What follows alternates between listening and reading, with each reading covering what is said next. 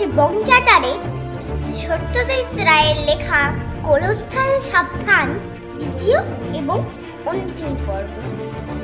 ফেলুদা, রাজ্যে আঙ্কেল, তপসে আর অন্যান্য চরিত্রে আমার আপা, Dipankar, Jatayu, Gautam uncle, poster design আমার মানে অভিনন্দন এবং সূত্রধর আমি আত্মজা।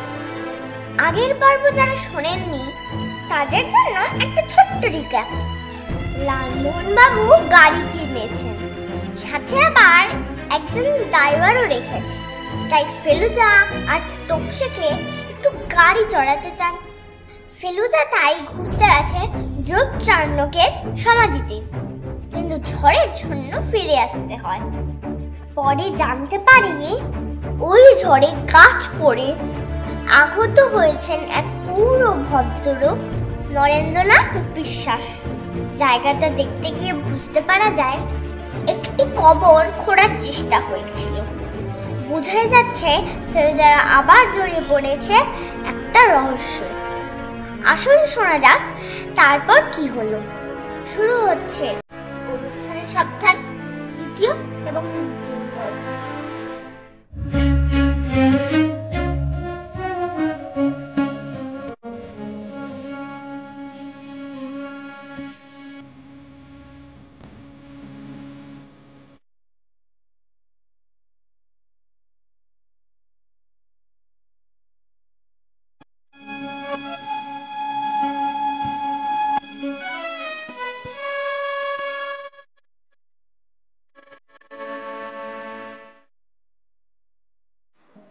পরদিন সকাল ফেলুদা নিজেই আমাকে তার ঘরে ডেকে পাঠিয়েছে।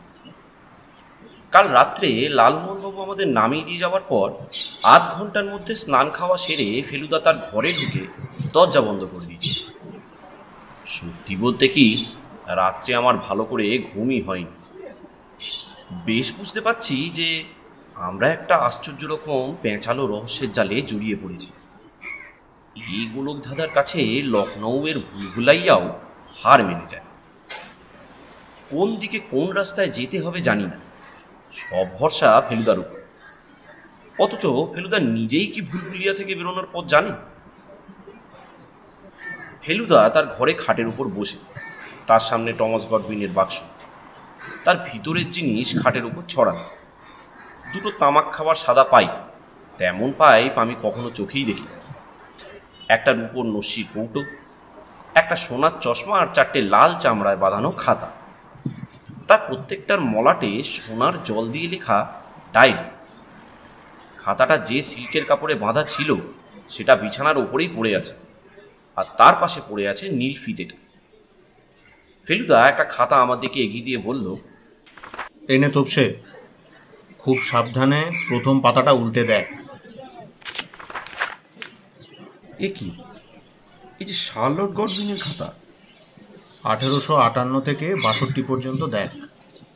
দেখেছিস কীরকম মুক্তোর মতো হাতের লেখা, আর ঠিক তেমনই স্বচ্ছন্দ ভাষা। কাল সারা রাত ধরে পড়ে শেষ করেছি। কি অমূল্য জিনিস যে রিপন লেনের অন্ধকার কূপের মধ্যে এতদিন পড়েছিল তা ভাবাই যায় না। আমি অবাক হয়ে প্রথম পাতাটার দিকে চেয়ে আছি, আর উল্টোতে সাহস পাচ্ছি না, কারণ বুঝতে পারছি পাতাগুলো ঝুরঝুরে হয়ে আছে। ফেলুদা বলল, হ্যারাকিস এ খাতা খুলেছিল। কি করে জানলে? খাতার পাতা অসাবধানে উল্টালেই পাতার উপরের ডান দিকের কোণ আঙুলের চাপে ভেঙে যায়। এই দেখ। ফেলুদা একটা পাতা অসাবধানে উল্টে দেখিয়ে দিল। আর শুধু তাই না, বলে চলল ফেলুদা, এই ফিতেটা দেখ, বেশ কয়েকটা জায়গায় ক্ষয়ে গেছে। 100 বছরের উপর গেরো বাঁধা অবস্থায় থাকার জন্য। কিন্তু ওই ক্ষয়ে যাওয়া জায়গাটা ছাড়াও দেখ, এই দুটো জায়গায় ফিতে কেমন পাকিয়ে গেছে। এটা হচ্ছে টাটকা নতুন গেরোর জন্য। যে খুলেছিল সে তত হিসেব করে ঠিক একই জায়গায় গেরোটা বাঁধেনি। সেটা করলে ধরা মুশকিল ছিল। তোমার আঙুলে কালো দাগ কেন? এটা আমি ঘরে ঢুকেই লক্ষ্য করেছি। এটা আর একটা ক্লু, বলল ফেলুদা। এটা বোঝানোর সময় পরে আসবে। এই দাগটা লেগেছে ওই নস্যির কৌটোটা থেকে। কি জানলে ওই ডায়েরি পড়ে? আগ্রহে আমার প্রায় দম বন্ধ হয়ে আসছিল। টম গডউইনের শেষ বয়সের কথা বলল ফেলুদা।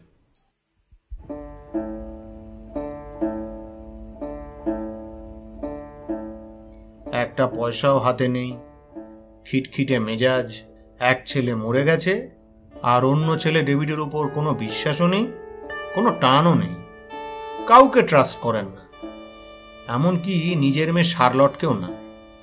কিন্তু শার্লট তবু তার পরিচর্যা করে, তাকে প্রাণ দিয়ে ভালোবাসে, ভগবানের কাছে তার মঙ্গল প্রার্থনা করে। জুয়ায় সর্বস্ব হেরে গেছে টমাস গডউইন। শার্লট নিজে সেলাইয়ের কাজ করে আর কার্পেট বুনে কলকাতার মেম সাহেবদের কাছে বিক্রি করে সংসার চালাচ্ছে। গডউইন লখনৌয়ে নবাবের কাছে দামি জিনিস যা পেয়েছিল সবই বিক্রি করে দিয়েছে, কেবল 3টি জিনিস ছাড়া, এই কাস্কেট, এই নস্যির কৌটো যেটা সে আগেই শার্লটকে দিয়েছিল, আর তৃতীয় হলো সাদতের কাছে পাওয়া তার প্রথম বকশিস। সেটাও শার্লটকে দিয়ে গেছিল? না, সেটা সে কাউকে দেয়নি। মারা যাওয়ার আগে সে মেয়েকে বলে গিয়েছিল সেটা যেন তার কফিনের মধ্যে পুরে তার মৃতদেহের সঙ্গে কবর দেওয়া হয়। শার্লটও তার বাপের ইচ্ছা পূরণ করে তার মনে শান্তি পেয়েছিল। সেটা কি জিনিস? শার্লটের ভাষায় ফাদার্স প্রেসাস পেরিগাল রিপিটার। সেটা আবার কি? এখানে ফেলুমিত্তিরও ফেল গেছে রে তোপসে। ডিকশনারিতে বলছে রিপিটার বন্দুক বা পিস্তল হতে পারে, আবার ঘড়িও হতে পারে। আমার মনে হয় পেরিগাল হয়তো কোম্পানির নাম, সিধুজাটাও ঠিক শিওর নয়। তুই ঘুম থেকে ওঠার আগে ওর বাড়িতে ঢু মেরে এসেছি, দেখি বিকাশবাবু যদি আলোকপাত করতে পারেন।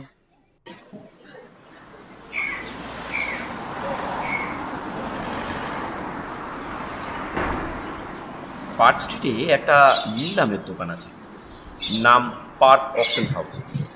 সেখানে বিকাশ চক্রবর্তী বলে এক ভদ্রলোক কাজ করে, যার সঙ্গে ফেলুদা খুব আলাপ। একটা কেসের ব্যাপারে ফেলুদাকে ওখানে যেতে হয়েছিল বারবার, তখনই চেনা। এই সেদিনও দোকানটার পাশ দিয়ে যাওয়ার সময় দেখেছি অনেক পুরনো ঘড়ি সাজানো রয়েছে। আমার মন বলছে ওটা বন্দুক টন্দুক নয়, ওটা ঘড়ি। লালমোহনবাবু আসার আগে অবধি ফেলুদা শার্লট গডউইনের ডায়েরি থেকে অনেক ঘটনা পড়ল। শার্লকের এক ভাইজি বা বোনজিরও নাকি কথা আছে ডায়েরি। শার্লট তাকে উল্লেখ করে বলেছেন, মাই ডিয়ার ক্লেভার নিস। সে নাকি কোনো কারণে তার ঠাকুরদাদাকে অসন্তুষ্ট করেছিল, কিন্তু মারা যাওয়ার আগে টম গডউইন তাকে ক্ষমা করে তার আশীর্বাদ দিয়ে যায়। শার্লটের 2 ভাই ডেভিড আর জনের কথাও ডায়েরিতে আছে। ডেভিডের সমাধি আমরা সার্কুলার রোডের গোরস্থানে দেখেছি। জন বিলেতে গিয়ে আত্মহত্যা করেন, কেন সেটা শার্লট জানতে পারেন। লালমোহনবাবু এসে বললেন, বুঝলেন ফেলুবাবু, কাল সকাল অবধি দোটানার মধ্যে আটকে ছিল। পুলকের জন্য ভক্তিমূলক গল্প লিখবো না আপনার সাথে ভিড়ে পড়বো। কালকের কাণ্ড কারখানার পর আর দ্বিধা নেই, থ্রিল ইজ বেটার দ্যান ভক্তি। আচ্ছা, বাক্সে কিছু পেলেন নাকি? একটা 100 বছরের পুরনো ডায়েরি থেকে জানলাম যে টমাস গডউইনের কবর খুঁড়লে হয়তো একটা পেরিগাল রিপিটার পাওয়া যেতে পারে। কি পিটা? চলুন বেরিয়ে পড়া যাক, পেট্রোল আছে তো? 10 লিটার বললাম তো আজ সকালে। যাক, গুড, আজকে অনেক ঘোরাঘুরি আছে। পার্ক অকশন হাউসে ঢুকেই ফেলুদার ভুলটা কুচকে গেল। আসুন আসুন মিশামিত্রি, কি সৌভাগ্য আমার। কোনো নতুন কেস্টেস নাকি? বিকাশবাবু এগিয়ে এসেছে। বেশ চকচকে নাদুস নুদুস চেয়ারা, গাল ভর্তি পান। কেন জানি দেখলেই মনে হয় নর্থ ক্যালকাটা। আপনার যা সৌভাগ্য তা তো দেখতেই পাচ্ছি, বলবো ফেলুদা। এই তো সেদিন দেখলাম গোটা আষ্টেক ছোট বড় ঘড়ি সাজানো রয়েছে, এর মধ্যেই সব বিক্রি হয়ে গেল। কেন, কি ঘড়ি চাই আপনার? ওয়াল ক্লক না অ্যালার্ম ক্লক? ফেলুদা তখনও এদিক ওদিক দেখছে। বিকাশবাবুকে দেখে কেন জানি মনে হচ্ছিল যে উনি ওই খটোমটো নামওয়ালা ঘড়ির বিষয়ে কিছুই জানবেন না। ফেলুদার প্রশ্ন শুনে বললেন, এই পিটার বোধ হয় এক রকমের অ্যালার্ম ঘড়ি, তবে পেরিগলটা ঠিক বুঝলাম না।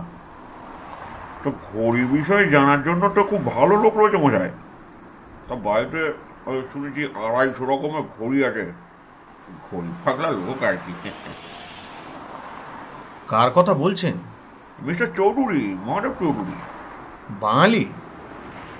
বাঙালি হলেও মনে হয় পশ্চিমের মানুষ। ওই ভাঙা ভাঙা বাংলা বলেন, বেশিরভাগই ইংরেজিটাই কথা বলে।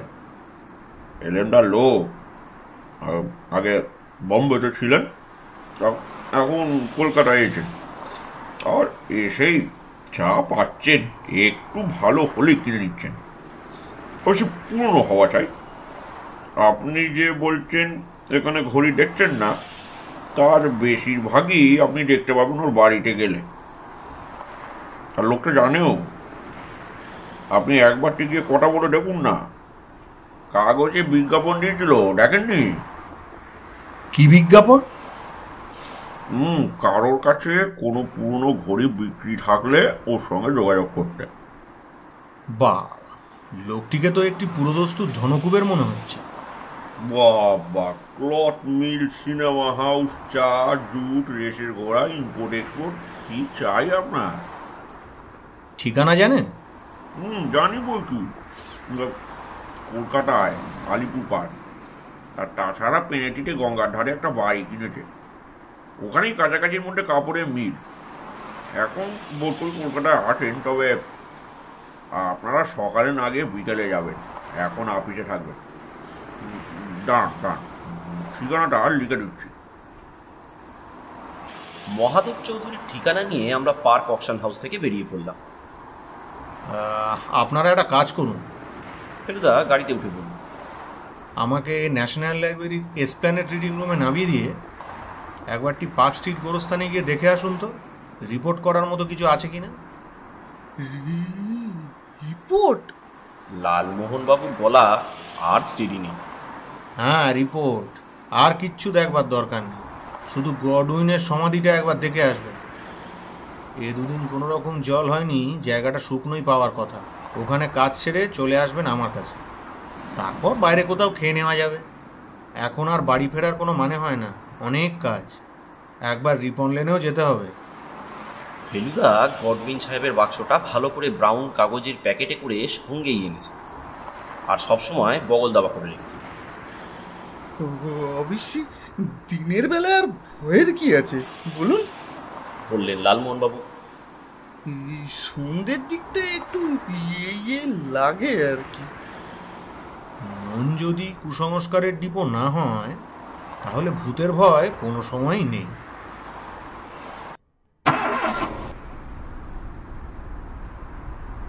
এসপ্ল্যানেডের পথে একটা ট্রাফিক জ্যামে পড়ে অপেক্ষা করার ফাঁকে লালমোহনবাবু বললেন, আচ্ছা, আপনি যে ঘড়ির খোঁজ করছেন সে কি ট্যাগ ঘড়ি? সে তো জানি না এখনো। না, ট্যাগ ঘড়ি যদি হয় তা আমার কাছে একটা আছে। কার ঘড়ি? যার ঘড়ি তার 3টে জিনিস রয়েছে আমার কাছে, ঘড়ি, ছড়ি আর পাগড়ি। গ্র্যান্ডফাদারের জিনিস মশাই, লেট প্যারিচরণ গঙ্গোপাধ্যায়। আচ্ছা, প্যারি নামটা কোত্থেকে এলো বলুন তো মশাই? এখানেই ছিল, বলল ফেলুদা।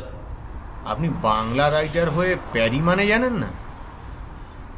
প্যারি হলো রাধার আর এক নাম, যেমন রাধিকা চরণ তেমনি প্যারি চরণ। Thank you sir. যা হোক, যা বলছিলাম, ঘড়িটা ভাবছি আপনাকে দিয়ে দেবো। ফেলুদা বেশ অবাক। হঠাৎ? আসলে একটা কিছু দেবো করছিলাম কয়েকদিন ধরে। আমার হিন্দি ছবির সাফল্যের পেছনে তো আপনার অবদান কম নেই। আর তার মানে গাড়িটা হওয়ার পেছনে হয়তো দেখবেন এ ঘড়িও সেই পেরিপিটার নাকি বলছিলেন যেন, সেই জিনিস। সেটার চান্স কম, তবে আপনি যে জিনিসটা অফার করলেন তার জন্য আমি সত্যিই কৃতজ্ঞ। আমার কাছে খুব যত্নে থাকবে এই কথাটা দিতে পারি। ঊনবিংশ শতাব্দীর জিনিস তো আর ব্যবহার করা যায় না, তবে দম দেবো রোজ। ওইটা চলে? দিব্যি। ফেলুদাকে নামিয়ে দিয়ে যখন আমরা গোরস্থানে পৌঁছালাম তখন প্রায় 12টা বাজে। এখানে কাজ সেরে ফেলুদাকে তুলে নিয়ে আমরা যাব নিজামে মাটন রোল খেতে। এটা ফেলুদারই প্ল্যান, ওই খাওয়াবে। অবশ্যই তার আগে যাওয়া হবে রিপন লেনে বাক্স ফেরত দিতে। পার্ক স্ট্রিটে এই সময়টা ট্রাফিক কম, তাই দুপুর হওয়া সত্ত্বেও গোরস্থানের পরিবেশটা বেশ নির্বিঘ্ন। গেট দিয়ে ঢুকে দু একবার ডাকাডাকি করেও বরন্দেও দারোয়ানের দেখা পেলাম না। সে আবার ইঁদুরের সৎকার করতে কোনো ঝোপের পিছনে গেছে কিনা কে জানে। আমরা মাঝখানের পথটা দিয়ে এগিয়ে গেলাম। লালমোহনবাবুকে যতই ঠাট্টা করি না কেন, আর ফেলুদা সংস্কারের কথা যাই বলুক না কেন, এই গোরস্থানের ভিতরে ঢুকলে সাহসের খানিকটা কম পড়ে যায় ঠিকই। শুধু সমাধিগুলো থাকলেও না হয় হতো, তার উপরে এত গাছপালা, এত ঝোপঝাড়, আগাছা কচুবনে ছেয়ে আছে জায়গাটা যে তাতে ছমছমে ভাবটা আরও বেড়ে যায়। অবশ্যই লালমোহনবাবু যতটা বাড়াবাড়ি করছেন ততটা করার মতো ভয়ের কারণ দিনের বেলা কি থাকতে পারে জানি না। ভদ্রলোক এগোতে এগোতে আর চোখে ফলকগুলোর দিকে দেখছেন আর সমানে মঞ্চ আওড়ানোর মতো করে বিড়বিড় করছেন। যে বলছেন সেটা কান পেতে শুনে তবে বুঝতে পারলাম সেটা শোনার মতোই বটে। দোহাই দোহাই পামার সাহেব, দোহাই হ্যামিল্টন সাহেব, দোহাই স্মিথ মেম সাহেব, খাট্টি মোট কেউ না বাবা, কাজে বেগড়া দিও না। তোমরা অনেক দিয়েছ, অনেক নিয়েছ, অনেক শিখিয়েছ, অনেক ঠেকিয়েছ। ক্যাম্বেল সাহেব, অ্যাডাম সাহেব, আর তোমার নামের তো বাবার নামও উচ্চারণ করতে পারছি না, জানি না। দোহাই বাবা, তোমরা ধুলো ধুলো হয়েই থেকো বাবা, ধুলো ধুলো ধুলো। আমি আর থাকতে পারলাম না, বললাম, ও লালমোহনবাবু, কি ধুলো ধুলো করছেন? ছোটবেলায় যে পড়েছি বাবা তপেশ, ডাস্ট দাউ আর্ট টু ডাস্ট রিটার্নেস্ট, এই সবই তো ধুলো। তো তাহলে আর ভয় কিসের? আরে কবিরা যা লেখে সবই কি সত্যি নাকি? আমরা বাঁয়ের মোড় ঘুরেছি, গাছ এখনো পড়ে আছে, মাটি শুকনো, অনেক মাটি। টমাস গডউইনের সমাধি ঘিরে মাটির ঢিবি। ধুলো ধুলো ধুলো ধুলো। লালমোহনবাবু যেন মনে সাহস আনার জন্যেই যান্ত্রিক মানুষের মতো কথাটা বলতে বলতে গডউইনের সমাধির দিকে এগিয়ে গেলেন। তারপরে তাকে 3বার ক আর 2বার কং কথাটা বলতে শুনলাম। আর তারপরই তিনি দাঁত কপাটি লেগে কাটা গাছের মতন শটান পড়ে গেলেন মাটির ঢিবির উপর। তার পা যেখানে পড়েছে তারপর থেকেই শুরু হয়েছে একটা গর্ত, সেটা প্রায় 1 মানুষ গভীর। আর সেই গর্তের মাটির ভেতর থেকে উঁকি মারছে একটা মরার খুলি। 5-10 ঝাঁকুনিতেও লালমোহনবাবুর জ্ঞান ফিরে না এলে সত্যিই মুশকিল হতো, কারণ এরকম অবস্থায় এর আগে আমি কখনো পড়িনি। ভদ্রলোক গায়ের ধুলোমাটি ঝেড়ে বললেন, সাহিত্যিকদের নাকি সহজে অজ্ঞান হওয়ার একটা টেন্ডেন্সি আছে, বিশেষত ভয় পেলে, কারণ তাদের কল্পনা শক্তি সাধারণ লোকের চেয়ে অনেক বেশি ধারালো। তোমার দাদা যে কুসংস্কারের কথাটা বললেন সেটা একদম বাজে। আমার মধ্যে ওসব একদম নেই। আমরাও বেশি আর 1 মিনিটও সময় নষ্ট না করে সোজা চলে গিয়েছিলাম ফেলুদার কাছে। ওর কাজও শেষ হয়ে গিয়েছিল, না হলেও ও যে এমন খবর শুনে সব কাজ ফেলে গোরস্থানে চলে আসবে সেটা জানতাম। গডউইনের সমাধি দেখে, মাটির ভিতর থেকে উঁকি মারা প্রায় 150 বছরের পুরনো মরার খুলি দেখে, চারদিকটা ভালো করে সার্চ করে সমাধি থেকে হাত 10 দূরে পড়ে থাকা একটা কোদাল ছাড়া আর কিছু পেল না ফেলুদা। এবারেও বেশি দারোয়ানের সঙ্গে দেখা হলো। সে বলল তার ভাতিজার পানের দোকান কাছেই আছে, লোয়ার সার্কুলার রোডের মোড়ে, সেখানে একটা জরুরি কথা বলতে গিয়েছিল। সে কবর খোঁড়ার কথা কিছুই জানে না। তার বিশ্বাস ঘটনাটা আগের রাত্রে ঘটেছে, আর যারা করেছে তারা পাঁচিল টপকে এসেছে। ফেলুদা দারোয়ানের সাহায্যে মিনিট 15-র মধ্যে মাটি আর গাছের পাতা দিয়ে গর্তটা মোটামুটি বুঝিয়ে দিল।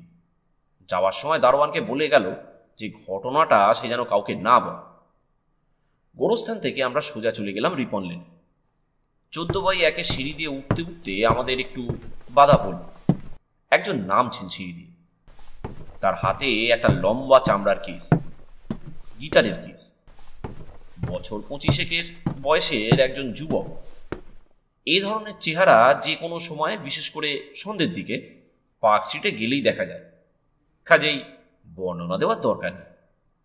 ক্রিস গডউইন এই যে বেরোলো, ফিরবে বোধহয় সেই রাত্রে ব্লু ফক্সের বাজনা সেরে। দোতলা আজ আর কালকের মতো নিস্তব্ধ নয়। বৈঠকখানায় গলাবাজি চলছে। একটা গলা আমাদের চেনা, অন্যটা মনে হয় 3 তলার সাহেবের। প্রথম গলা বিশ্রীভাবে ধমকাচ্ছে, আর দ্বিতীয় গলা এনিয়ে বিনিয়ে দোষ অস্বীকার করছে। কাস্কেট কথাটা বারবার ব্যবহার করছেন দুজনেই। ফেলুদা বারান্দায় গিয়ে বৈঠকখানার দরজায় টোকা মারল। সঙ্গে সঙ্গে বিস্ফোরণের মতো শোনা গেল, আমরা 3 জনেই চৌকাঠ পেরোলাম। অচেনা ভদ্রলোকটির গায়ের রং হলদে, সর্বাঙ্গে মেচেতা, মাথায় টাক, 2 দাঁত সোনা দিয়ে বাঁধানো, বয়স 60-65 মতো হবে। ভদ্রলোক আমাদের দিকে পেছন ফিরে দাঁড়িয়েছিলেন। ফেলুদা তাকে পাশ কাটিয়ে এগিয়ে গিয়ে হাতের বাক্সটা মোড়ক খুলে সোফায় বসা মিস্টার গডউইনের দিকে এগিয়ে দিল। কিছু মনে করবেন না, এটা কাল নিয়ে যাওয়ার লোভ সামলাতে পারেনি। আমার রিসার্চে প্রচুর সাহায্য করল। গডউইন বাক্সটা পেয়ে এক মুহূর্ত হতভম্ব থেকে তারপর অট্ট হাসিতে ফেটে পড়ল। So you fooled them. You fooled them. Those fools. Tag ধূর্ত যাচ্ছর। এবার শুধু রাগ আর বিদ্রুপ, আর তার সবটা গিয়ে পড়েছে অন্য ভদ্রলোকটির উপর। টম গডউইনের প্রেতাত্মা নিয়ে গেছে তার বাক্স। এই নাকি টম গডউইনের প্রেতাত্মা? This gentleman? হ্যাঁ, কি মনে হয় তোমার? এই যে ইনি হচ্ছেন মিস্টার অ্যারাকিস, আমার 3 তলার প্রতিবেশী। এই যা টেবিলের ছাপাটা নিয়ে আমার প্রত্যেক বৃহস্পতিবারের সন্ধ্যেগুলো মাছি করে দেয়। হ্যাঁ। মিস্টার অ্যারাকিস বোকার মতো বাক্সটার দিকে চেয়েছিলেন। এবারে তার দৃষ্টি গেল ফেলুদার দিকে। তারপর আবার বোকার মতো দৃষ্টি ঘুরিয়ে দরজার দিকে এগোতে গিয়েই তাকে থেমে যেতে হলো। ফেলুদা তার নাম ধরে ডেকেছে। Excuse me, mister Arakis. ভদ্রলোক ফেলুদার দিকে চাইলেন। ফেলুদা ধীর কণ্ঠে বলল, এই বাক্সর একটা জিনিস বোধহয় আপনার কাছে রয়ে গেছে। Certainly not. অ্যারাকিস গর্জিয়ে উঠলেন। আচ্ছা, আপনি বা বুঝছেন কি করে? মার্কাস তুমি বাক্সগুলো দেখে নাও না, সব জিনিস ঠিকঠাক আছে কিনা, কোনো কিছু কম পড়েছে কিনা। এতক্ষণে জানলাম মিস্টার গডউইনের প্রথম নাম, আর সেই সঙ্গে আর্কিস মার্কিস রহস্যের সমাধান হলো। মার্কাস গডউইন বাক্স খুলে তার ভিতর হাতড়ে দেখে একটু কিন্তু ভাব করে বললেন, কই মিস্টার মিটার, এতে তো সব জিনিসই আছে বলে মনে হচ্ছে। ওই নস্যির কৌটোটা একবার বার করবেন কি, যেটার বর্ণনা শার্লট গডউইন তার ডায়েরিতে দিয়েছেন এবং বলেছেন ওর গায়ে পান্না, চুনি এবং নীলা বসানো ছিল। মিস্টার গডউইন কৌটো বার করে ঘুরিয়ে ফিরিয়ে দেখলেন। ফেলুদা বলল, বুঝতে পারছেন কি, এটা একটা সস্তা নতুন কৌটো, যাতে কালো রং মাখিয়ে পুরনো করার চেষ্টা করেছিলেন মিস্টার অ্যারাকিস। 5 মিনিটের মধ্যে ওপর থেকে আসল নস্যির কৌটো এনে দিলেন মিস্টার অ্যারাকিস, আর মিস্টার গডউইন তাকে দিয়ে ঈশ্বরের দোহাই দিয়ে বলিয়ে নিলেন যে সামনের বৃহস্পতিবার যদি আবার খটখটানি শোনেন তাহলেই পুলিশে খবর দেবেন। কালো মুখ করে চোর অ্যারাকিস চোরের মতো ঘর থেকে বেরিয়ে গেল।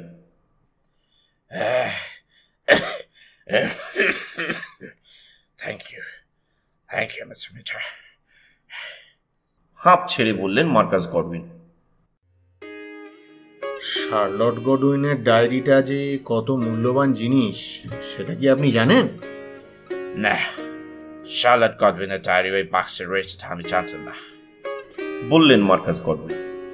তবে একটা কথা আমি আপনাকে বলছি মিস্টার মিটার, আমার পূর্বপুরুষদের নিয়ে আমার বিন্দু মাত্র কৌতূহল নেই। সত্যি বলতে কি, আমার কোনো বিষয়ে এখানে কৌতূহল নেই। এখন শুধু মরার চেঁচির জন্য অপেক্ষা। ওই বিড়াল ছাড়া আমার আপন বলতে কেউ নেই। সন্ধ্যাবেলা একজনের বাড়িতে গিয়ে পোকার খেলতাম। এখন কাউতের জন্য তাও পারি না। তাহলে প্রশ্নগুলো করে কোনো লাভ নেই বোধহয়। কি প্রশ্ন? আপনার ঠাকুরদাদার বাবার নাম ছিল ডেভিড, যার সমাধি রয়েছে সার্কুলার রোড গোরস্থানে। ইয়েস। ডেভিডের আর কোনো ভাই বা বোন ছিল কি? মনে নাই। আমার এক পূর্বপুরুষ আত্মহত্যা করেছিলেন, সেই ডেভিডের ভাই কিনা মনে নাই। ডেভিডের ছেলে অর্থাৎ আপনার ঠাকুরদাদার নাম কি অ্যান্ড্রু ছিল? Yes, he was in the army. Charlotte Godwin তার এক ভাইজি বা বোনজির কথা লিখেছেন। হিসাব করে দেখা যাচ্ছে সে আপনার ঠাকুরদাদার আপন বোন বা... আমার ঠাকুরদার কোনো ভাই বোন ছিল না। তাহলে কাজিন? তাদের সম্বন্ধে আমি কিছু বলতে পারবো না মিস্টার মিটার। আমার স্মরণ শক্তি অনেকদিন থেকে ক্ষীণ হয়ে আসছে। তাছাড়া আমাদের পরিবার তোমাদের মতো কাছাকাছি থাকে না, সব ছিটকে ছড়িয়ে পড়ে। এটা আর তোমাদের বাঙালিদের একান্নবর্তী পরিবার নয়।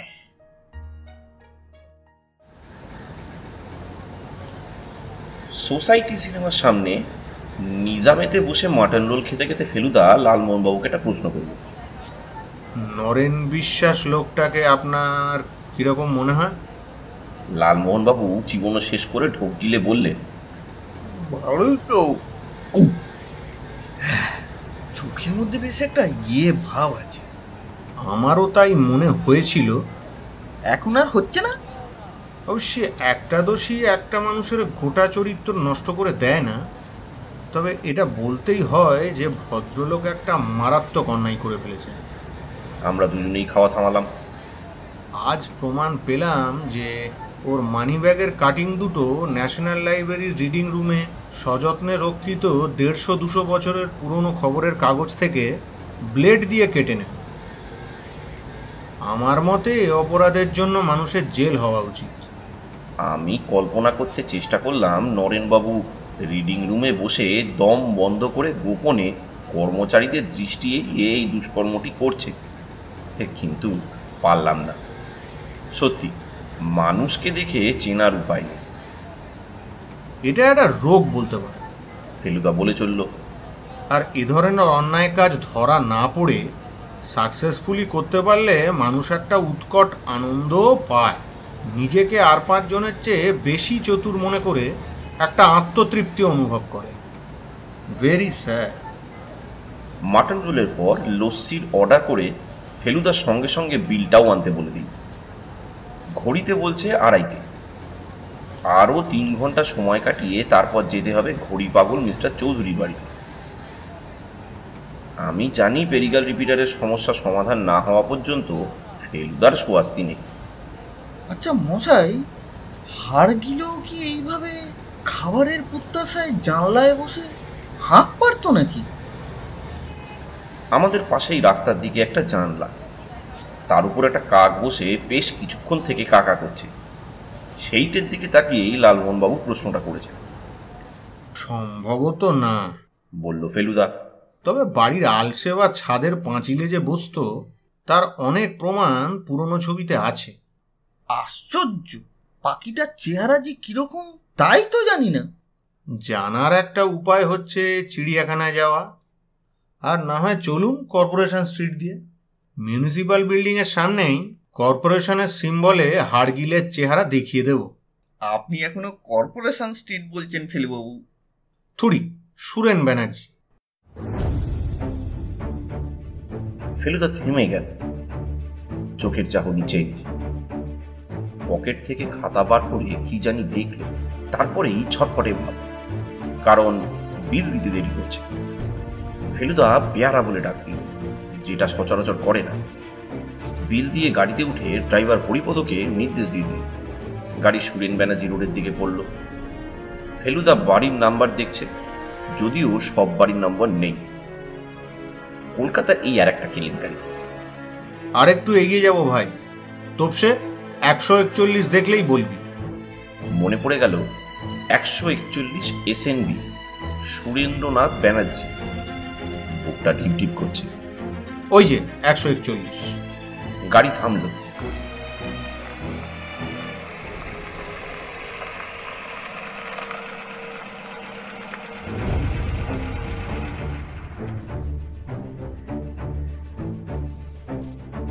বাড়ির গায়ে লেখা বোন অ্যান্ড শেপার্ডস বিএস। পাওয়া গেছে, মিলে গেছে। ফেলুদার সঙ্গে আমরা দুজনও ভেতরে ঢুকলাম। লিফট দিয়ে উঠতে হবে। দোতলায় লিফট থেকে বেরিয়েই একটা সোফা বেঞ্চি পাতা ঘর। একজন কর্মচারী আমাদের দিকে এগিয়ে এলেন। ফেলুদার ইতস্তত ভাব, কারণ যে প্রশ্নটা করতে হলো সেটা একটা বেকবি গন্ধ থাকতে বাধ্য। মানে ভিক্টোরিয়ার কোনো ছবি আছে আপনাদের এখানে? Victoria Memorial? না না, কুইন ভিক্টোরিয়া। হ্যাঁ না, আমাদের এখানে শুধু যারা ভারতবর্ষে এসেছেন তাদের ছবি পাবেন। এডওয়ার্ড দ্য 7th পাবেন, যখন প্রিন্স অফ ওয়েলস ছিলেন। জর্জ দ্য 5th, দিল্লির দরবার। এসব এখনো পাওয়া যায়? প্রিন্ট তো তৈরি থাকে না, নেগেটিভ আছে, অর্ডার দিলে তৈরি করে দিই। 1854 থেকে সব নেগেটিভ রাখা আছে। বলেন কি, 1854? বোর্ড অ্যান্ড শেপার্ড হলো পৃথিবীর দ্বিতীয় প্রাচীনতম ফটোর দোকান। তার মানে তো হাজার হাজার নেগেটিভ থাকবে আপনাদের এখানে। আসুন না, দেখিয়ে দিচ্ছি। ওই যে দেখুন, এই দেওয়ালে ঝুলছে 1880-তে মনুমেন্টের উপর থেকে তোলা ছবি। এতক্ষণ দেখিনি, এবার বলতে চোখ গেল। 1 হাত বাই 5 হাত সাইজের ছবি, মনুমেন্টের ওপর থেকে প্রায় 100 বছর আগের কলকাতা শহর। ডালহাউসি এসপ্ল্যানেড থেকে শুরু করে উত্তরে যত দূর দেখা যায় তত দূর। গির্জাগুলির মাথা অন্য সব বাড়িকে ছাপিয়ে উঠেছে। ত্রিসীমানায় একটাও হাইরাইজ নেই। দেখলেই বোঝা যায় শহর একেবারে শান্ত। নেগেটিভের ঘর দেখে চোখ টেরিয়ে গেল। ঘরের চার দেয়ালের মেঝে থেকে সিলিং অবধি শেলফ উঠে গেছে, আর প্রত্যেকটি শেলফ ব্রাউন রঙের চ্যাপটা চ্যাপটা বাক্সে ঠাসা। প্রত্যেক বাক্সের গায়ে লেখা রয়েছে তাতে কোন সালের কী ধরনের ছবি রয়েছে। ফেলুদা শেলফগুলোর সামনে ঘুরে ঘুরে লেখাগুলোর দিকে কিছুক্ষণ খুব মন দিয়ে দেখে হাতের রিস্ট ওয়াচটার দিকে একবার চেয়ে আমাদের দিকে ফিরে বলল, তোরা ঘন্টাখানে ঘুরে আয়, বুঝলি? আমার এখানে একটু কাজ আছে। লিফটে উঠে লালমোহনবাবু বললেন, বুঝলে ভাই তপেশ, তোমার দাদার হুকুম শিরোধার্য। ওই একটা লোককে না না বলা যায় না, কি পার্সোনালিটি। যাকে চলো একটিবার ফ্র্যাঙ্ক রসে যাই। গাড়িটা সুরেন ব্যানার্জি রোডে রেখেই আমরা চৌরঙ্গি দিয়ে গ্র্যান্ড হোটেলের দিকে হাঁটতে লাগলাম। লালমোহনবাবু কি ওষুধ কিনবেন জানি না, জানার দরকারও নেই। উদ্দেশ্য কেবল সময় কাটানো। ভিড়ের মধ্যে কলিশন বাঁচিয়ে কিছু দূর এগোনোর পর ভদ্রলোক বললেন, কিছু বুঝতে পারছো ভাই তপেশ, তোমার দাদার মতিগতি? বলতে বাধ্য হলাম যে কিছুই বুঝছি না, তবে এইটুকু আন্দাজ করতে পারছি যে ফেলুদা ছাড়াও আর একজন কেউ শার্লট গডউইনের ডায়েরি পড়েছে, আর সেই পড়ার সঙ্গে টমাস গডউইনের কবর খোঁড়ার একটা সম্পর্ক রয়েছে। 200 বছর মাটির নিচে থাকার পরও দেহ যে কঙ্কাল অবস্থায় থাকে সেটা তুমি জানতে? জটায়ু জিজ্ঞেস করলেন। এই ব্যাপারে জব চার্নকের মৃতদেহ নিয়ে একটা ঘটনা ফেলুদা আমাকে বলেছিল, সেটা লালমোহনবাবুকে বললাম।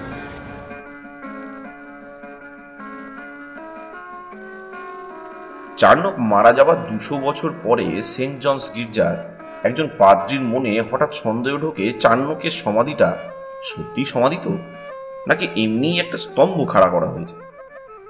সন্দেহটা এমনিই পেয়ে বসে যে পাদ্রি শেষে লোক দিয়ে মাটি খোঁড়ালেন। 4 ফুট নিচে পর্যন্ত কিচ্ছু পাওয়া গেল না, কিন্তু আর 2 ফুট খুঁড়তেই একটা কঙ্কালের হাত বেরিয়ে পড়ল। পাদ্রি মানে মানে গর্ত বুঝিয়ে দিলেন।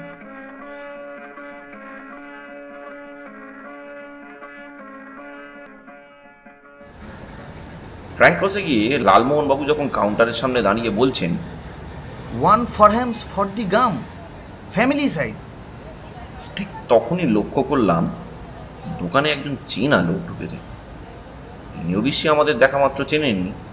বার 2-3 আমাদের দিকে তাকিয়ে তারপর মুখে হাসিটা এলো। নরেনবাবুর ভাই গিরিনবাবু। হাতে একটা বড় বাক্স, তাতে লেখা হংকং ড্রাই ক্লিনার্স। বললেন, এই দাদার জন্য একটু ওষুধ নিতে এসেছি। কেমন আছেন নরেনবাবু? জিজ্ঞেস করলেন জটায়ু। দাদা বেটার, ভালো কথা। আপনাদের সঙ্গে সেদিন যিনি ছিলেন তিনি তিনি নাকি গোয়েন্দা প্রদোষমিত্তির। এই দাদা খবরটা দিলেন। ভদ্রলোকের নাম শুনেছে আগে, আসলে ভাবছিলাম।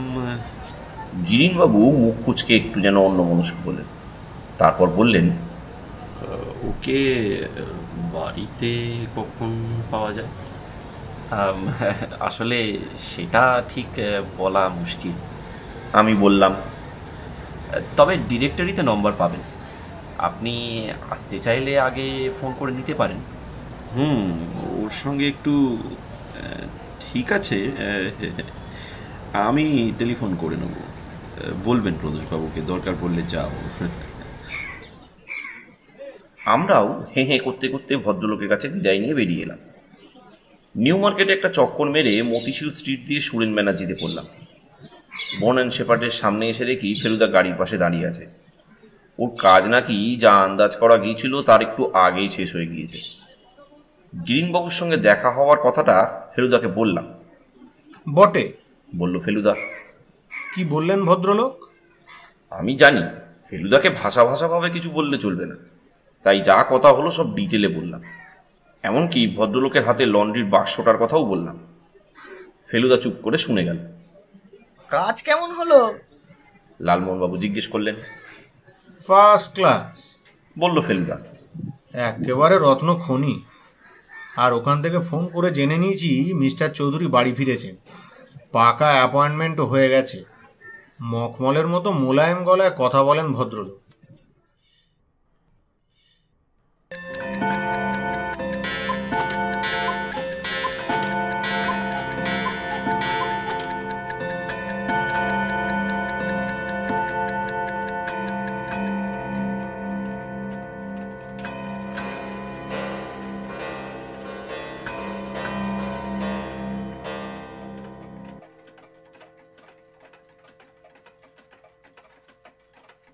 বাজা ঘড়ি বা চাইমিং ক্লক অনেক শুনেছি, কিন্তু মহাদেব চৌধুরীর বাড়িতে ঢুকতে না ঢুকতে 6টা বাজার যেসব অদ্ভুত শব্দ একটার পর একটা ঘড়ি থেকে আমাদের কানে আসতে লাগলো, সেরকম ঘড়ির বাজনা আমি কোনোদিন শুনিনি। লালমোহনবাবু বললেন, এ যেন স্বর্গদ্বার দিয়ে ঢুকছি মশাই, মাঙ্গলিক বাজছে।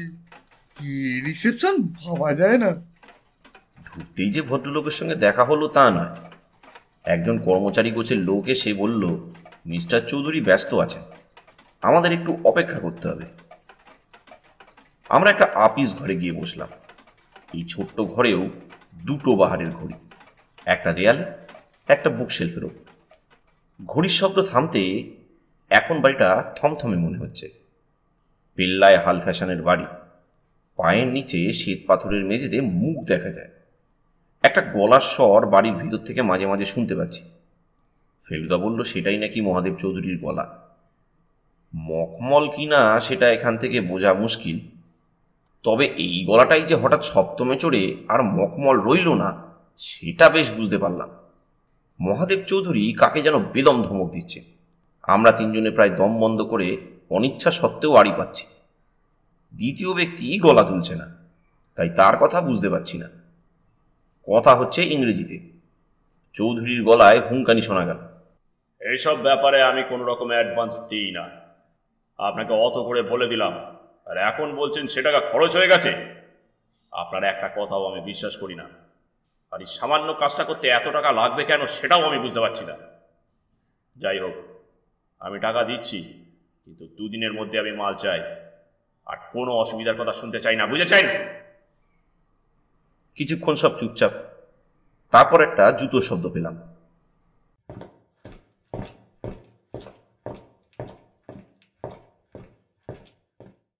মনে হলো সেটা সদর দরজার দিকে চলে গেল। 1 মিনিটের মধ্যেই কর্মচারীটি আবার এলো। জি আপ লোগ আইয়ে। মিস্টার চৌধুরীর মাথার চুল থেকে জুতোর ডগা পর্যন্ত সত্যিই মখমলের মতো। ভদ্রলোক দিনে 2 বার দাড়ি কামান নিশ্চয়ই, না হলে সন্ধ্যা 6টায় পুরুষ মানুষের গাল এত মসৃণ হয় না। পরে লালমোহনবাবু বলেছিলেন, মনে হচ্ছিল গালে মাছি বসলে পিছলে যাবে। যে বিশাল বৈঠকখানা ঘরটাতে আমরা বসেছি সেটাও মিস্টার চৌধুরীর মতোই পালিশ করা। আনাচে কানাচে কোথাও এক কোনা ধুলো বা একটা পিঁপড়ে বা আরশোলা থাকতে পারে বলে মনে হলো না। সোনার হোল্ডারে ধরা সিগারেটে একটা টান দিয়ে ধোঁয়া ছেড়ে ফেলুদার দিকে প্রশ্ন করলেন মিস্টার চৌধুরী। ওয়েল, ঘড়িটা এনেছেন সঙ্গে? আমরা সকলেই অবাক, ফেলুদা তো বটে। ঘড়ি? কি ঘড়ি বলুন তো? প্রশ্ন করলো ফেলুদা। আপনি যে বললেন একটা ঘড়ির ব্যাপারে দেখা করতে আসছেন, আমি তো ভাবলাম আমার বিজ্ঞাপন পড়ে ফোন করেছেন আমাকে। মাফ করবেন মিস্টার চৌধুরী, আমি আপনার কোনো বিজ্ঞাপন পড়িনি। আমার একটা বিষয় একটু জানবার দরকার হয়ে পড়েছে, সেটা সম্ভবত ঘড়ি সংক্রান্ত। শুনলাম আপনি ঘড়ির বিষয়ে অনেক কিছু জানেন, তাই। মকমলে ভাঁজ পড়েছে। ভদ্রলোক একটু যেন বিরক্তির সঙ্গেই নড়েচড়ে বসে বললেন, আমার বেশি সময় নেই মিস্টার মিটার, একটু পরেই কলকাতার বাইরে চলে যাব। আপনার কি জানার আছে সংক্ষেপে বলুন। পেরিগাল রিপিটার জিনিসটা কি তাই জানতে চাইছিলাম। মকমল হঠাৎ পাথর হয়ে গেল। সিগারেট হোল্ডার ঠোঁটের কাছে এসে থেমে গেছে। চোখের মনি পাথর, দৃষ্টি ফেলুদার দিকে নিষ্পলক। আপনি কোথায় পেলেন নামটা? 19বিংশ শতাব্দীর একটা ইংরেজি উপন্যাসে। তার কাজের সুবিধার জন্য যে ফেলুদা অম্লান বদনে মিথ্যে কথা বলতে পারে সেটা আগেও দেখেছি। রিপিটার যে ঘড়িও হতে পারে আবার বন্দুকও হতে পারে সেটা অভিধানে দেখেছি, কিন্তু পেরিগাল সম্বন্ধে কেউ কিছুই বলতে পারে না। মহাদেব চৌধুরী এখনো সেইভাবেই চেয়ে আছেন ফেলুদার দিকে। এর পরের প্রশ্নটাতে মকমলের সঙ্গে মেশানো একটা ধারালো ভাব দেখা দিল। আপনি কি সবসময় কথার মানে জানতে অচেনা লোকের বাড়ি ধাওয়া করেন? বিশেষ প্রয়োজন হলে করি বই কি। আমি ভেবেছিলাম ভদ্রলোক জিজ্ঞেস করবেন বিশেষ প্রয়োজনটা কি, কিন্তু তা না করে সেই একইভাবে ফেলুদার দিকে তাকিয়ে যে কথাটা বললেন, তাতে আমার ডান পাশের টেবিলের উপরে ঘড়িটা যেভাবে টিকটিক করছে, আমার হৃৎপিণ্ডটাও ঠিক সেইভাবেই টিকটিক করতে আরম্ভ করে দিল। আপনি তো গোয়েন্দা, তাই না? ফেলুদার নার্ভের বলিহারি। জবাবটা দিতে বোধহয় 5 সেকেন্ড দেরি হয়েছিল, কিন্তু যখন এলো তখন তার গলাও মকমল। আপনি অনেক কিছু খবর রাখেন দেখছি। রাখতে হয় মিস্টার মিটার, রাখতে হয়। খবর সংগ্রহের জন্য লোক থাকে। আমার প্রশ্নটা বোধহয় ভুলে গেছেন, হয়তো উত্তরটা আপনার জানা নেই। আর যদি জেনেও জবাব না দিতে চান তাহলে আমি উঠি, বৃথা আপনার সময় নষ্ট করতে চাই না। Sit down mister Mitter. Feluda উঠে পড়েছিল। তাই এই হতো। লালমোহনবাবুকে দেখে মনে হচ্ছে তার নিজের থেকে ওঠার অবস্থা নেই, ধরে উঠিয়ে দিতে হবে। Sit down please. ফেলুদা বসল। রিপিটার মানে বন্দুকও হয়, বললেন মহাদেব চৌধুরী। তবে তার সঙ্গে পেরিগেল যোগ করে দিলে সেটা হয় ঘড়ি, pocket watch. Francis Perigal, Englishman. 18 শতাব্দীর শেষ ভাগে পেরিগেলের মতো ঘড়ির কারিগর পৃথিবীতে কমই ছিল। 200 বছর আগে ইংল্যান্ডেই সবচেয়ে ভালো ঘড়ি তৈরি হতো, সুইজারল্যান্ডে নয়। আজকের দিনে একটা পেরিগাল রিপিটারের দাম কত হতে পারে? সেই ঘড়ি কেনার সামর্থ্য তো আপনার নেই মিস্টার মিটার। তা জানি। আমার আছে। তাও জানি। তাহলে দাম জেনে কি হবে? কৌতূহল মিস্টার চৌধুরী। ব্যর্থ কৌতূহল। মিস্টার চৌধুরীর সিগারেটে শেষ টান দিয়ে হোল্ডার থেকে সেটা খুলে পাশে কাঁচের অ্যাশট্রেতে ফেলে দিয়ে সোফা ছেড়ে উঠে দাঁড়াবে। আপনি যা জানতে চেয়েছিলেন সেটা আপনার জানা হয়ে গেছে মিস্টার মিটার। এবার আপনি আসুন। পেরিগাল রিপিটার কলকাতায় যেটা আছে সেটা আমি পাবো, আপনি পাবেন না। প্যারেলাল! একজন কর্মচারী এসে দাঁড়ালো। সেই একই লোক যিনি আমাদের আপিস ঘরে বসিয়েছিলেন। আমরা উঠে পড়লাম। যখন ঘর থেকে বেরোচ্ছি তখন মকমলের মতো গলাটা আরেকবার শোনা গেল। আমার কাছে অন্য রকম রিপিটারও আছে মিস্টার মিটার, তবে তার আওয়াজ ঘড়ির মতো অত সুরেলা নয়।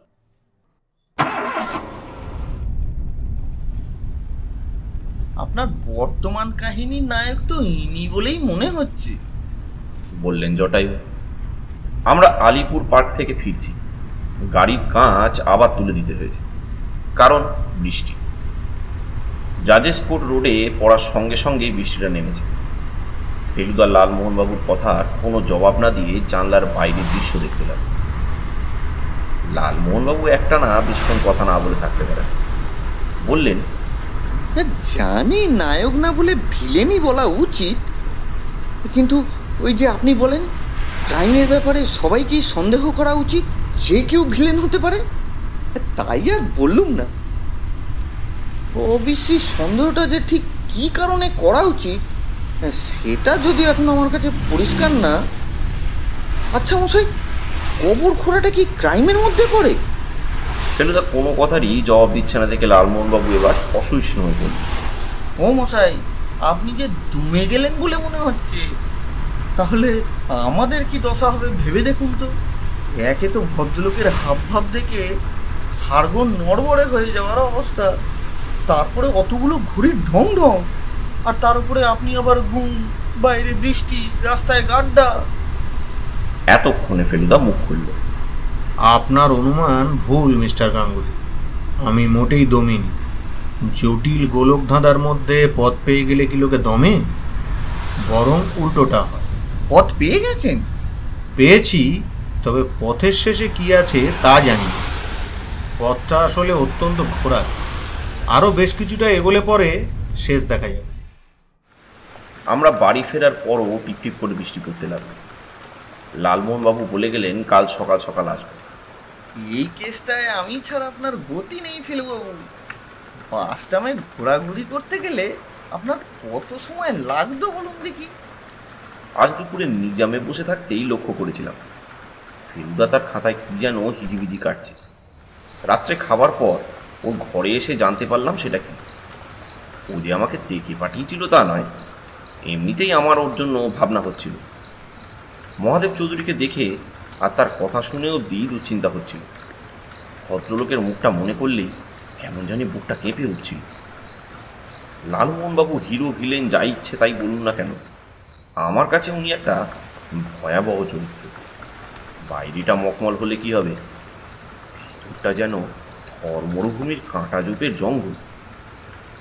অবশ্যই ফেলুদাকে দেখে মনেই হলো না যে তার কোনো দুশ্চিন্তা হচ্ছে। সে এখন সামনে খাতা খুলে বসে এক মনে একটা নকশার দিকে দেখছে। আমি ঢুকতে, এই দেখ শাখা পোশাখা বলে খাতাটা আমার দিকে এগিয়ে দিল। ডান দিকটা কিরকম খালি খালি লাগছে না? বলল ফেলুদা। আমি বললাম, তা তো লাগবেই, শার্লট তো বিয়েই করেনি। শার্লটকে নিয়ে কোনো সমস্যা নয় রে, সমস্যা ওই জন ব্যক্তিটিকে নিয়ে। ওই একটি শাখায় বাকি অংশটা লুকিয়ে আছে।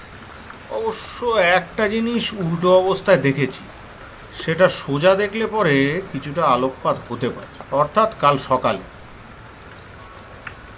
এটা ফেলুদার একটা মার্কা মারা হেঁয়ালি, আর যখন হেঁয়ালি করে বলছে তখন হেঁয়ালি করবার জন্যেই বলছে। আমাদের কথার ফাঁকেই বৃষ্টিটা থেমে গিয়েছিল। ফেলুদাকে হঠাৎ ব্যস্তভাবে বিছানা থেকে উঠে পড়তে দেখে অবাক লাগলো। বললাম, বেরোবে নাকি? Yes sir. সে কি, কোথায়? ডিউটি আছে। কিসের ডিউটি? পাহাড়া পাহাড়া। তার হান্টিং বুট যারা বার করে রেখেছে ফেলুদা, সেটা এতক্ষণ দেখিনি। ওটা দেখলেই আমার গায়ে কাঁটা দেয়, কারণ ফেলুদার প্রত্যেকটা বিখ্যাত তদন্তের সঙ্গে ওটা জড়িয়ে আছে। মাঝরাত্রিরে গোরস্থানে চলতে ফিরতে হলে ওটা ছাড়া গতি নেই। গোরস্থানে? ধরা গলায় জিজ্ঞেস করলাম আমি। আর কোথায় বল? একা যাবে? চিন্তা নেই, সঙ্গী আছে, রিপিটার। ফেলুদা আলমারি থেকে .32 কোল্টটা বার করে পকেটে পুরল। আমার ভালো লাগছে না ব্যাপারটা মোটেই। বললাম, কিন্তু ওখানে কি ঘটনা ঘটবে বলে আশা করছো? কবর তো খোঁড়া হয়ে গেছে, ঘড়ি যদি পেয়ে থাকে সে তো তাহলে নিয়ে চলে গেছে। নেয়নি, যে বা যারা খুঁড়ছিল তারা মরার খুলি দেখে ভয় পালিয়েছে, নইলে ওভাবে কোদাল ফেলে দিয়ে যায় না। হয় নিয়ে যাবে না হয় লুকিয়ে রাখবে। এই জিনিসটা আমার একেবারেই খেয়াল হয়নি। ফেলুদা ফিরেছে কখন জানি না। আমি যখন উঠে নিচে নেমেছি তখন ওর ঘরের দরজা বন্ধ। তখন বেজেছে 7:15। বুঝলাম দুরাত না ঘুমিয়ে সকালে একটু ঘুমিয়ে নিচ্ছে। 9টার সময় ও দরজা খুলল। ফিটফাট দাড়ি কামানো চেহারা, চোখে মুখে কোনো ক্লান্তির ছাপ নেই। বুড়ো আঙুল নেড়ে বুঝিয়ে দিল রাত্রে কিছুই ঘটেনি। 9:30 জটায়ু এলেন। দেখুন তো কিরকম জিনিস। জটায়ু তার কথা মতো তার ঠাকুরদার ঘড়িটা নিয়ে এসেছে। রূপোর ট্যাঁক ঘড়ি, তার সঙ্গে ঝুলছে রূপোর চেন। বাহ, দিব্যি জিনিস। ঘড়িটা হাতে নিয়ে বলল ফেলুদা। কুকেলভেরির বেশ নাম ছিল এককালে। কিন্তু সে জিনিস তো হলো না। আক্ষেপের সুরে বললেন লালমোহনবাবু। এ তো কলকাতায় তৈরি ঘড়ি। কিন্তু আপনি সত্যি এটা আমায় দিচ্ছেন? With my blessings and best compliments. আপনার চেয়ে 3.5 বছরের বড় আমি, সুতরাং আমার কাছ থেকে আশীর্বাদ নিতে আপনার আপত্তি নেই নিশ্চয়ই। ফেলুদা ঘড়িটাকে রুমালে মুড়ে পকেটে রেখে টেলিফোনের দিকে এগোলো। কিন্তু ডায়াল করার আগেই রাস্তার দিকে দরজার কড়াটায় নাড়া পড়ল। খুলে দেখে গিরিনবাবু। ইনি কাল হিন্ট দিলেও সত্যি করে যে আসবেন আর এত তাড়াতাড়ি আসবেন সেটা ভাবিনি। কাজে বেরিয়েছেন সেটা বোঝা যাচ্ছে পোশাক দেখে। কোট প্যান্ট, হাতে একটা ব্রিফকেস। টেলিফোনে আসলে 10 মিনিট ডায়াল করেও লাইন পেলাম না, কিছু মনে করবেন না। ভদ্রলোকের হাবভাব চনমনে, নার্ভাস। মনে করবার কিছু নেই, টেলিফোন তো আর না থাকারই স্বামী। বলুন কি ব্যাপার বলুন। ভদ্রলোক সোফায় না বসে একটা চেয়ারে বসলেন। আমি আর জটায়ু তক্ত বসে। ফেলুদা সোফায়। আসলে কার কাছে যাওয়া উচিত ঠিক বুঝতে পারছিলাম না। রুমাল দিয়ে কপালের ঘাম মুছে বললেন গিরিন বিশ্বাস। পুলিশের উপর খুব ভরসা নেই, ফ্র্যাঙ্কলি বলছে। ঘটনাচক্রে আপনি যখন এসেই পড়লেন। সমস্যাটা কি? গিরিনবাবু গলা খাঁকড়ে নিলেন, তারপর বললেন, আসলে দাদার মাথায় গাছ পড়েনি। আমরা তিনজনেই চুপ। ভদ্রলোকও কথাটা বলে চুপ। তাহলে? প্রশ্ন করল ফেলুদা। মাথায় বাড়ি মেরে হত্যা করার চেষ্টা হয়েছিল তাকে।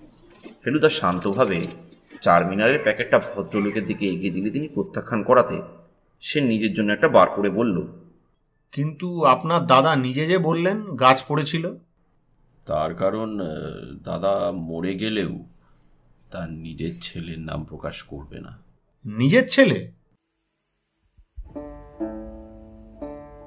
প্রশান্ত বড় ছেলে, ছোটটি বিলেতে। কি করে প্রশান্ত? কি না করে সেইটাই জিজ্ঞেস করুন। যত রকম গর্হিত কাজ করতে পারে সবই করে। গত 3-4 বছরে এই পরিবর্তন। দাদা 2 ভাইকে সমান ভাগ দিয়ে উইল করেছিল। বৌদি মারা গেছেন 70-তে। মাসখানেক আগে দাদা প্রশান্তর ব্যবহারে বিরক্ত হয়ে তাকে শাসায়, বলে তাকে উইলচিত করবে, সব টাকা সুশান্তকে দিয়ে দেবে। প্রশান্ত আপনাদের বাড়িতেই থাকে তো? থাকার অধিকার আছে, তার জন্য ঘর আছে আলাদা, তবে থাকে না। কোথায় থাকে বলা শক্ত। তার দল আছে, জঘন্যতম টাইপের গুন্ডা সব। আমার বিশ্বাস সেদিন ও খুনি করে ফেলতো যদি না সাংঘাতিক ঝড়টা এসে পড়তো। আপনার দাদা এই বিষয়ে কি বলেন? দাদা বলছে সত্যি গাছ পড়েছিল। সে জেনে শুনেও বিশ্বাস করতে চাইছে না যে তার ছেলে তার মাথার জখমের জন্য দায়ী। কিন্তু দাদা যাই বলুক না কেন, আমার নিজের ভাইপো হলেও বলছি, আপনি দয়া করে একটা কিছু বিহিত না করলে সে আবার খুনের চেষ্টা করবে। নরেনবাবু যদি নতুন উইল করেন তাহলে তো আর তার ছেলের তাকে খুন করে কোনো আর্থিক লাভ হবে না। আর্থিক লাভটাই কি বড় কথা মিস্টার মিত্তির? সে তো খেপে গিয়েও খুন করতে পারে। প্রতিশোধের জন্য কি মানুষ খুন করে না? আর দাদা উইল চেঞ্জ করবে না। তার মাথা ঠিক নেই। অপত্য স্নেহ যে কদ্দূর যেতে পারে তা আপনি জানেন না মিস্টার মিতির। এই কদিন আমি বাড়িতেই ছিলাম, কিন্তু আজ আমাকে একটু কলকাতার বাইরে যেতে হচ্ছে 2-3 দিনের জন্য, ব্যবসার কাজে। তাই আপনার কাছে এলাম। আপনি যদি ব্যাপারটা... মিস্টার বিশ্বাস, ফেলুদা প্রায় 1 ইঞ্চি লম্বা ছাইটা অ্যাস্ট্রেতে ফেলে দিয়ে বলল, আমি অত্যন্ত দুঃখের সঙ্গে জানাচ্ছি আমি আর একটা তদন্তে জড়িয়ে পড়েছি। আপনার দাদা আর একটা প্রোটেকশনের ব্যবস্থা করা উচিত, সেটা নিশ্চয়ই, কিন্তু এটাও ঠিক তিনি নিজেই যদি জোর গলায় বলেন যে তার মাথায় গাছ পড়েছিল, তাকে কেউ হত্যা করার চেষ্টা করেনি, তাহলে পুলিশের বাবাও কিছু করতে পারবে না। গিরিনবাবু অনেক দিন পরে রোদ ওঠা সকালের মেজাজটা বিগড়ে দিয়ে বিদায় নিলেন। বিচিত্র ব্যাপার, বলে ফেলুদা সোফা ছেড়ে উঠে গিয়ে টেলিফোনের নম্বর ডায়াল করল।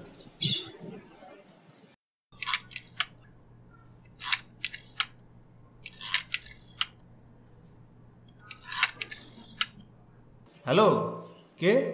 সুরত বলছিস? এই আমি ফেলু বলছি রে। সুরত সেনগুপ্ত ফেলুদার সঙ্গে কলেজে পড়তো, এটা আমি জানি। শোন, তোর বাড়িতে একটা প্রেসিডেন্সি কলেজ ম্যাগাজিনে শতবার্ষিকী একটা সংখ্যা দেখেছিলাম, তোর দাদার কপি, যতদূর মনে পড়ছে ওই 1955 হবে। সেটা আছে এখনো? বা বা, বেশ। ওটা তুই বেরোনোর সময় তোর চাকরের হাতে রেখে যাস তো, আমি 10টা 10:30 নাগাদ গিয়ে নিয়ে আসবো।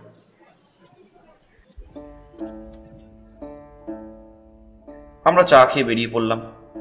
3 জায়গায় যাওয়ার আছে ফেলুদার: নরেনবাবু, বন অ্যান্ড শেপার্ডস, আর পার্ক স্ট্রিট গোরস্থান। নরেনবাবু শুনে একটু অবাক হলাম।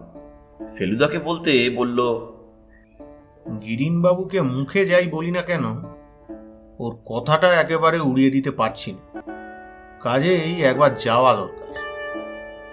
তৃতীয় জায়গাটায় তোদের না গেলেও চলবে, তবে রাত্রের পাহাড়াটায় আজ ভাবছি তোদের নিয়ে যাব। গোরস্থানে মাঝরাত্রির অ্যাটমসফিয়ারটা অনুভব না করা মানে একটা অসামান্য অভিজ্ঞতা থেকে বঞ্চিত হওয়া। জয় মা সন্তোষী, বললেন লালমোহনবাবু। তারপর মাঝপথে একবার বললেন, মশাই, সান অফ টাজানের মতো সান অফ সন্তোষী করা যায় না? বুঝলাম পুলক ঘোষালের অফারটা নিয়ে ভদ্রলোকের এখনো ভাবা শেষ হয়নি। নরেনবাবু যদিও শরীরের দিক দিয়ে অনেকটা সুস্থ, বললেন ব্যথাটা প্রায় সেরে গেছে, কয়েকদিনের মধ্যেই ব্যান্ডেজ খুলবেন। তবুও চাহনিটা ভালো লাগলো, কেমন যেন শুকনো বিষণ্ণ ভাব। আপনাকে শুধু 2-1টা প্রশ্ন করার আছে, বলল ফেলুদা। বেশি সময় নেব না। ভদ্রলোক ফেলুদার দিকে একটা সন্দিগ্ধ দৃষ্টি দিয়ে বললেন, কিছু মনে করবেন না, আপনি কি কোনো তদন্ত চালাচ্ছেন? না, আপনি গোয়েন্দা জেনে এই প্রশ্নটা করছি। আপনি ঠিকই আন্দাজ করেছেন, বলল ফেলুদা। সে ব্যাপারে প্রচুর সাহায্য হবে যদি আপনি সত্যিটা গোপন না করেন। ভদ্রলোক চোখ বন্ধ করলেন। অনেক সময় যন্ত্রণা বোধ করলে যেটাকে সহ্য করার চেষ্টায় মানুষ যেভাবে চোখ বন্ধ করে, এও সেই রকম। মনে হলো উনি আন্দাজ করেছেন যে ফেলুদার জেরাটা ওর পক্ষে কষ্টকর হবে। ফেলুদা বলল, আপনি হাসপাতালে জ্ঞান হওয়ার পরের মুহূর্তেই উইল সম্পর্কে কিছু বলতে চাইছিলেন? নরেনবাবু সেইভাবেই চোখ বন্ধ করে রইলেন। উইলের উল্লেখ কেন, সেই সম্বন্ধে কিছু আলোকপাত করবেন কি? এরপর নরেন বিশ্বাস চোখ খুললেন। তার ঠোঁট নড়ল, কাঁপল, তারপর কথা বেরোল। আমি আপনার জবাব দিতে বাধ্য নই নিশ্চয়ই? নিশ্চয়ই না। তাহলে দেব না। ফেলুদা কয়েক মুহূর্ত চুপ, আমরা সবাই চুপ। নরেনবাবু দৃষ্টি ঘুরিয়ে নিয়েছেন। বেশ, আমি আপনাকে অন্য প্রশ্ন করছি, বলল ফেলুদা। জবাব দেওয়া না দেওয়ার অধিকার কিন্তু আমার। 100 বার। বলুন। ভিক্টোরিয়া কে? ভিক্টোরিয়া? এখানে বলে রাখি, আমি একটা অন্যায় কাজ করে ফেলেছি। আপনার ব্যাগের ভিতরের কাগজপত্র আমি দেখেছি, তাতে একটি স্লিপে... ও ভদ্রলোক আমাদের বেশ চমকে দিয়ে হাসিতে ফেটে পড়লেন। ও তো মান্ধাতার আমলের ব্যাপার। আমিও প্রায় ভুলেই গিয়েছিলাম। আমি তখনও চাকরিতে, এক অ্যাংলো ইন্ডিয়ান কাজ করতো আমাদের অফিসে, নর্টন, জিমি নর্টন। বললে তার ঠাকুমার লেখা গুচ্ছের চিঠি রয়েছে তাদের বাড়িতে। সে চিঠি আমি চোখেই দেখিনি। এই ঠাকুমা নাকি মিউটিনির সময় বহরমপুরে ছিলেন, তখন 5-7 বছর বয়স। চিঠিগুলো পরে লেখা, কিন্তু তাতে তার ছেলেবেলার অভিজ্ঞতার কথা আছে। আজকাল তো এসব নিয়ে বই টই খুব বেরোচ্ছে, তাই নটনকে বলেছিলাম কিছু বিলিতি পাবলিশারের নাম দিয়ে দেবো। সে নিজে এসব ব্যাপারে একেবারে আনাড়ি। দাঁড়ান, কাগজটা বার করি। নরেনবাবু বাঁ হাত বাড়িয়ে টেবিলের উপরে দেরাজটা খুলে ব্যাগ থেকে তার স্লিপটা বার করলেন। এই যে বোর্ন অ্যান্ড শেপার্ড। ওকে বলতে চেয়েছিলুম খোঁজ করে দেখতে পারে ওখানে ওর ঠাকুমার কোনো ছবি টবি যদি পাওয়া যায়। আর এই যে সব পাবলিশারের নামের আদ্যাক্ষর, এই কাগজ আর তাকে দেওয়া হয়নি, কারণ নটনের জন্ডিস হয়। 1.5 মাস ট্রিটমেন্টে ছিল, তারপর চাকরি ছেড়ে দিল। ফেলুদা উঠে পড়ল। ঠিক আছে মিস্টার বিশ্বাস, শুধু একটা ব্যাপারে আক্ষেপ প্রকাশ না করে পারলাম না। কি ব্যাপার বলুন তো? আপনি দয়া করে ভবিষ্যতে কোনো লাইব্রেরি, কোনো বই বা পত্রিকা থেকে কিছু ছিঁড়ে বা কেটে নেবেন না, এটা আমার অনুরোধ। আসি। ঘর থেকে বেরোনোর সময় ভদ্রলোক আর আমাদের মুখের দিকে চাইতে পারলেন না। বীরনন্দন স্ট্রিটের সুরজ সেনগুপ্ত চাকর একটা ঢাউস বই এনে ফেলুদাকে দিল। প্রেসিডেন্সি কলেজ ম্যাগাজিনের 100বার্ষিকী সংখ্যা। সেটা ফেলুদা সারা রাস্তা কেন যে এত মন দিয়ে দেখলো, আর দেখতে দেখতে কেন যে বাড়তি নেক বোঝো ব্যাপারখানা বলল, সেটা বুঝতে পারলাম না। বোর্ন অ্যান্ড শেপার্ডে ঢুকে ফেলুদা 10 মিনিটের মধ্যে একটা বড় লাল খাম নিয়ে বেরিয়ে এল। দেখেই বোঝা যায় তার মধ্যে বড় সাইজের ফটো রয়েছে। কিসের ছবি আনলেন মশাই? জিজ্ঞাসা করলেন লালমোহনবাবু। মিউটিনি, বলল ফেলুদা। আমি আর লালমোহনবাবু মুখ চাওয়াচাই করলাম। ফেলুদার কথা মানে ছবিগুলো নট ফর দ্য পাবলিক। গোরস্থানে আর আপনাদের ভেতরে টানবো না, আমি শুধু দেখে আসি সব ঠিক আছে কিনা। আমরা গাড়িটা ঘুরিয়ে গোরস্থানের ঠিক সামনেই পার্ক করলাম।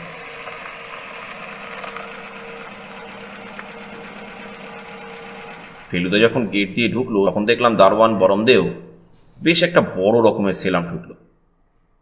10 মিনিটের মধ্যে ফেলুদা ফিরে এসে সব ঠিক আছে, ওকে বলে গাড়িতে উঠল।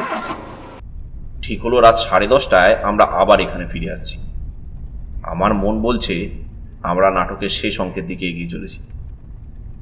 ফেলুদার সঙ্গে অনেকবার অনেক জায়গায় ঘুরেছি রহস্যের পিছনে পিছনে। সিকিম, লখনৌ, রাজস্থান, সিমলা, বেনারস, কোনোখানেই অ্যাডভেঞ্চারের কমতি পড়ে। কিন্তু এই কলকাতাতে বসেই এমন একটা রক্ত হিম করা রহস্যের জালে জড়িয়ে পড়তে হবে, এটা কোনোদিন স্বপ্নেও ভাবিনি। বিশেষ করে আজকের দিনটা, লালমোহনবাবু যেটা নাম দিয়েছেন ব্ল্যাক লেটার ডে, যদিও সেটাকে আবার পরে বদলিয়ে করলেন ব্ল্যাক লেটার নাইট। আর পার্ক স্ট্রিট সেমেটারির সম্বন্ধে বলেছিলেন, ছেলেবেলায় মেজো জ্যাঠা বুঝিয়েছিলেন ওটাকে বলে গোরস্থান, কারণ ওখানে গোড়াদের সমাধি আছে। এখন মনে হচ্ছে নামটা হওয়া উচিত ছিল গেরস্থান। এমন গেরোয় এর আগে পড়েছি, তবে তোমার মনে পড়ছে? সত্যি কথা বলতে কি, অনেক ভেবেও মনে করতে পারিনি। লালমোহনবাবু এমনিতেই পাংচুয়াল। গাড়ি হওয়ার পর মেজাজটা আরও মিলিটারি হয়ে গেছে। আগে কড়া নাড়তেন, আজ দেখি নক করলেন। আমরা দুজনেই খেয়ে দিয়ে তৈরি হয়েছিলাম। আজ ফেলুদার সঙ্গে সঙ্গে আমাকেও হান্টিং বুট করতে হয়েছে। আমারটা গত বছরই কেনা, ওরটা 11 বছরের পুরনো। বোধহয় অবস্থাটা খুব ভালো নয় বলে বিকেলে দেখেছিলাম ও নিজেই সুতলায় কি সব মেরামতের কাজ করছে। এখন একটু খোঁড়াচ্ছে দেখে মনে হলো মুচি ডাকিয়ে কাজটা করালেই ভালো হতো। এই বিপদের রাতে খোঁড়ালে চলবে কেন? দরজায় টোকা পড়তেই আমরা উঠে পড়লাম। ফেলুদার কাঁধে খয়েরি রঙের শান্তিনিকেতনই ঝোলা, তার ভিতর থেকে লাল খামের খানিকটা বাইরে বেরিয়ে রয়েছে। এখানে বলে রাখি, ওরই হুকুম মাফিক আজ আমরা সকলে গাঢ় রঙের পোশাক পরেছি। লালমোহনবাবু পরেছেন একটা কালো টেরিকটের স্যুট। ভদ্রলোক ঘরে ঢুকেই বললেন, মডার্ন মেডিসিন কোথায় পৌঁছে গেল মশাই? একটা নতুন নার্ভ পিল বেরিয়েছে, নামটায় আবার 2 এক্স। ভবেন ডাক্তারের সাজেশানে ডিনারের পর একটা খেয়ে নিলুম। এরই মধ্যে সমস্ত শরীরে বেশ একটা কলপ দেওয়া ফিলিংস হচ্ছে। তপেশ ভাই, যা থাকে কপালে লড়ে যাব, কি বলো? কিসের সঙ্গে লড়বেন সেটা অবশ্যই উনিও জানেন না, আমিও জানি না। ফেলুদা আগেই ঠিক করেছিল গাড়িটা গোরস্থানের গেট থেকে বেশ কিছুটা দূরে রাখবে। গাড়ির রংটা আপনার আজকের পোশাকের সঙ্গে ম্যাচ করলে অতটা চিন্তা করতাম না। সেন্ট জেভিয়ার্স ছাড়িয়ে রডন স্ট্রিটের মোড়ের একটু আগেই ও গাড়িটা থামাতে বলল।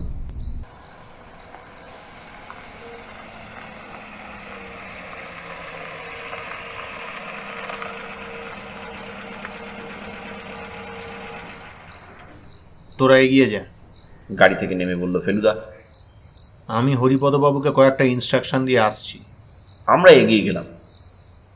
ফেলুদা কি ইনস্ট্রাকশন দিল জানি না, কিন্তু এটা জানি যে হরিপদবাবু একদিন আমাদের কাণ্ড কারখানা দেখে আর কথাবার্তা শুনে রীতিমতো উৎসাহ পেয়ে গেছেন। এটা ওর হাবভাবে বেশ বোঝা যায়। মিনিট তিনিকের মধ্যেই ফেলুদা ফিরে এলো, বলল, আপনার লাক খুব ভালো মিস্টার গাঙ্গুলি যে আপনি এইরকম একজন ড্রাইভার পেয়েছেন। ভদ্রলোককে কাজের দায়িত্ব দিয়ে বেশ নিশ্চিন্ত হওয়া যায়। কি দায়িত্ব দিলেন মশাই? এদিকে কোনো গণ্ডগোল না হলে কোনো দায়িত্ব নেই, আর হলে ওর উপর বেশ খানিকটা ভরসা রাখতে হবে। এর বেশি আর ফেলুদা কিছু বলল না। লোহার ফটকের সামনে পৌঁছে দেখি সেটা খোলা। ফেলুদাকে ফিসফিস করে জিজ্ঞেস করতে ও ফিসফিস করে উত্তর দিল যে এমনিতে এ সময় খোলা থাকে না, কিন্তু আজ সেটার ব্যবস্থা করা হয়েছে। পাঁচিলের ওপরে কাঁচ বসানো টপকানো তাই রিস্কি, তাই এই ব্যবস্থা। কিন্তু বরমদেও আছে কি? দারোয়ানের ঘরে টিম টিম করে বাতি জ্বলছে, কিন্তু সেখানে কেউ আছে বলে মনে হলো না। আমরা ঘরের আশপাশটা ঘুরে দেখলাম, কেউ নেই। পার্ক স্ট্রিট থেকে আসা ফিকে আলোতে দেখতে পাচ্ছি ফেলুদার ভ্রুকুটি। বুঝলাম দারোয়ানের সঙ্গে যা ব্যবস্থা হয়েছিল তাতে ওর থাকবার কথা। আমরা বেরিয়ে গেলাম। আজ আর মাঝখানে সেই পথটা দিয়ে নয়, সেটা দিয়ে কয়েক পা গিয়েই ফেলুদা বাঁয়ে ঘুরল। আমরা সমাধির ভিড়ের মধ্যে দিয়ে এগোতে লাগলাম। বাতাস বেশ জোরে বইছে, আকাশে ফালি ফালি মেঘের স্রোত।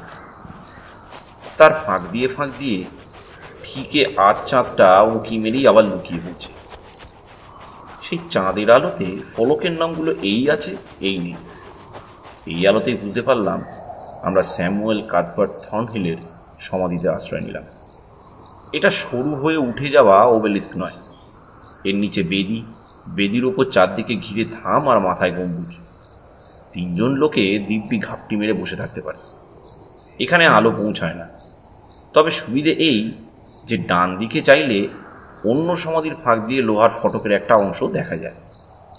এই গোরস্থানে এখন আমরা ছাড়া কেউ থাকতে পারে না ভেবেই ফেলুদা মুখ খুলল, তবে গলা তুলল না। এটা ছড়িয়ে দিন তো একটু আশেপাশে। ফেলুদা ঝোলা থেকে একটা ছিপি আটা বোতল বার করে লালমোহনবাবুর দিকে এগিয়ে দিয়েছে। ছড়িয়ে? কার্বলিক অ্যাসিড, সাপ আসবেন। চারদিকে হাত চারেক দূরে অবধি ছিটিয়ে দিলে হবে। লালমোহনবাবু আজ্ঞা পালন করে 1 মিনিটের মধ্যেই ফিরে এসে বললেন, যাক বাবা, নিশ্চিন্ত হওয়া গেল। এই সাপের ভয়টা না মশাই নার্ভ পিলেও যায় না। ভূতের ভয় গেছে টোটালি। ব্যাং ডাকছে, ঝিঝি ডাকছে। একটা ঝিঝি বোধহয় আমাদের পাশের কবরেই আস্তানা গেড়েছে। চলন্ত মেঘের একটা খণ্ড বোধ হয় একটু বেশি ঘন বলেই অন্ধকারটা হঠাৎ গাঢ় হয়ে গেছে। তার ফলে সমাধিগুলো তালগোল পাকিয়ে চোখের সামনে একটা জমাট বাঁধা অন্ধকার ছাড়া আর কিছুই দেখা যাচ্ছে। আবার যেই চাঁদ বেরোচ্ছে অমনি সমাধিগুলোর একপাশে আলো পড়ে সেগুলো পরস্পর থেকে আলাদা হয়ে যাচ্ছে। ফেলুদা পকেট থেকে চিকলেট বার করে আমাদের দিকে দিয়ে নিজে দুটো মুখে দিল। গাড়ির শব্দ ক্রমেই কমে আসছে। 1, 2, 3 করে সেকেন্ড গুনে হিসাব করে দেখলাম একটানা প্রায় আধ মিনিট ধরে ব্যাং, ঝিঝি আর দমকা হাওয়ায় পাতা শস্য ছাড়া আর কোনো শব্দ শোনা যাচ্ছে না। মিডনাইট। চাপা স্বরে লালমোহনবাবু বললেন। নাইট কেন বললেন? আমি 2 মিনিট আগে হাত বাড়িয়ে আমার রিস্কচে চাঁদের আলো ফেলিয়ে লিখেছি 11:25। জিজ্ঞেস করাতে বললেন, না, এমনি বলছিলাম। এই মিডনাইটের বিশেষ একটা ইয়ে আছে তো। কি ইয়ে? না মানে এই গোরস্থানের মিডনাইট তো, তার একটা বিশেষ ইয়ে আছে। কোথায় যেন পড়েছি। কেন, ভূত কি তখনই বেরোয় নাকি? লালমোহনবাবু কয়েকবার এক্স এক্স বলে শেষেরবার এক্স এর এসটাকে সাপের মতো কিছুক্ষণ টেনে রেখে চুপ মেরে গেল। X x. আমার পাশে একটা প্রায় শোনা যায় না খচ করে শব্দ থেকে বুঝলাম ফেলুদা হাতের আড়ালে দেশলাই জ্বালাল। তারপর হাতের আড়ালেই একটা চারমিনার ধরিয়ে হাতের আড়ালেই টান দিয়ে ধোঁয়া ছাড়। আকাশে মেঘ বাড়ছে, গাড়ির আওয়াজ হাওয়া, হাওয়ার আওয়াজ হাওয়া, সব সারা, সব শব্দ শেষ। কাছের ঝিঝি ঠান্ডা, আমার শরীর ঠান্ডা, গলা শুক, কোঁট চেটে কোঁট ভিজল না। চিয়ের পরে এক গাদা রি ফলা দিয়ে একটা পেঁচা ডেকে উঠল। একসঙ্গে দুটো থাপ্পড়ের আওয়াজে বুঝলাম লালমোহনবাবু হাত দিয়ে হাই স্পিডে কান ঢাকলেন। ফেলুদা ধীরে ধীরে উঠে দাঁড়াল।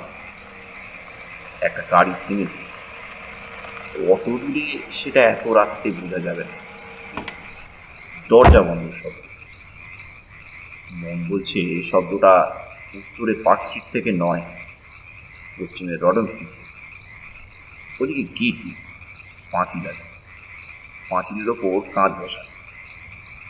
আমাদের চোখ তবু লোহার গেটে।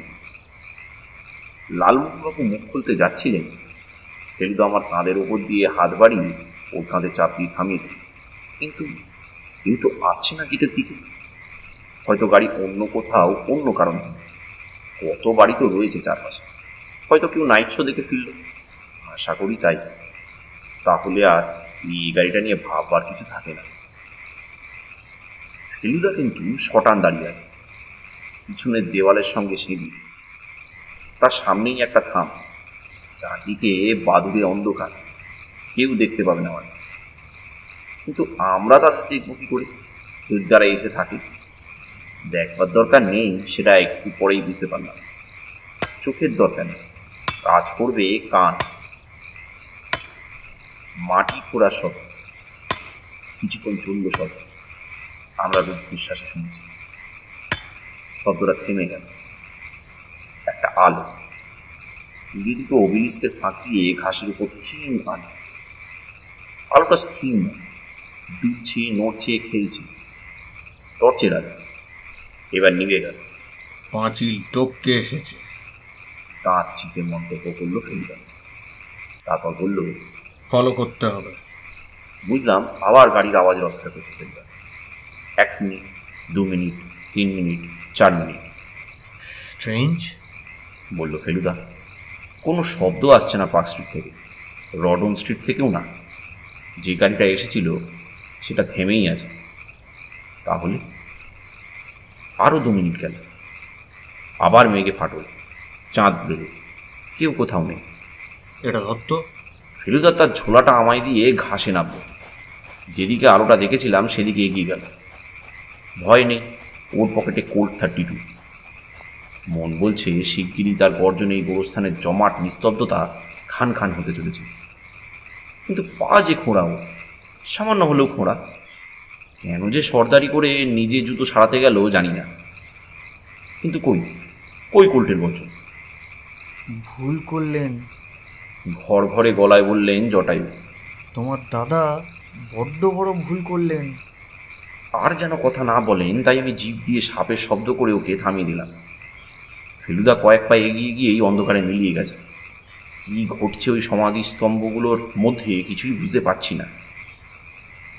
এক শব্দ পাওয়া গেল কি? কানের ভুল নিশ্চয়ই।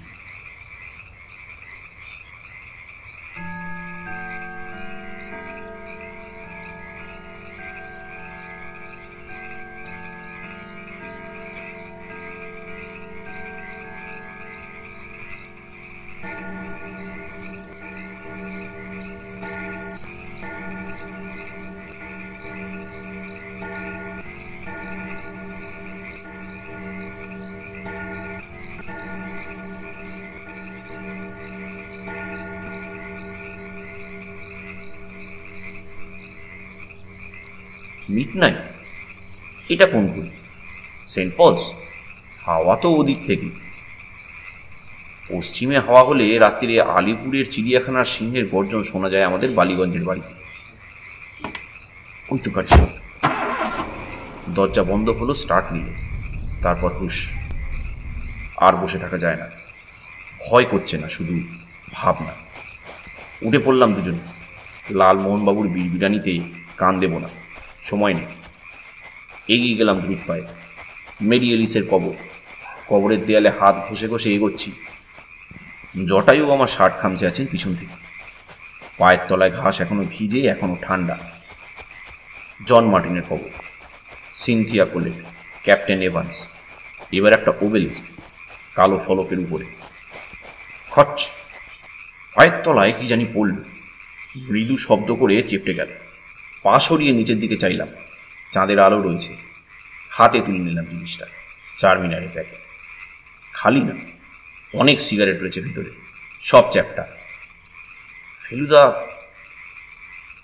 আর কিছু মনে নেই, কেবল মুখের ওপর একটা চাপ আর লালমোহনবাবুর এক চিলতে আর্তনাদ। জ্ঞান হয়ে প্রথমেই মনে হলো পুরীর সমুদ্রের ধারে রয়েছে। এত হাওয়া সমুদ্রের ধারেই হয়।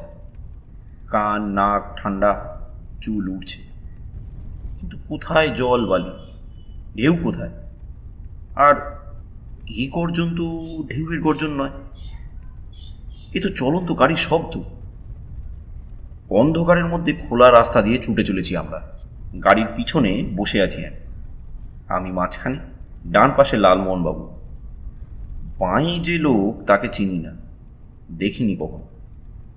সামনে ড্রাইভারের মাথায় পাগড়ি, তার পাশে আর একটা লোক। কেউ কথা বলছে না। একটু মাথা তুলতেই পাশের লোকটা ঘাড় ফিরিয়ে দেখল। আধা গুন্ডা টাইপের চেহারা।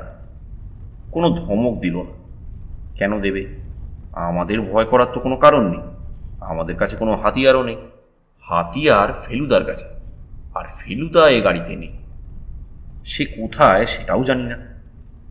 কিন্তু ফেলুদা সেই ঝোলাটা, যাক, আমার মাথার পিছনে কাঁচের সামনে তাকটায় ঝোলা স্ট্র্যাপটা আমার গালের পাশ অব্দি ঝুলে আছে।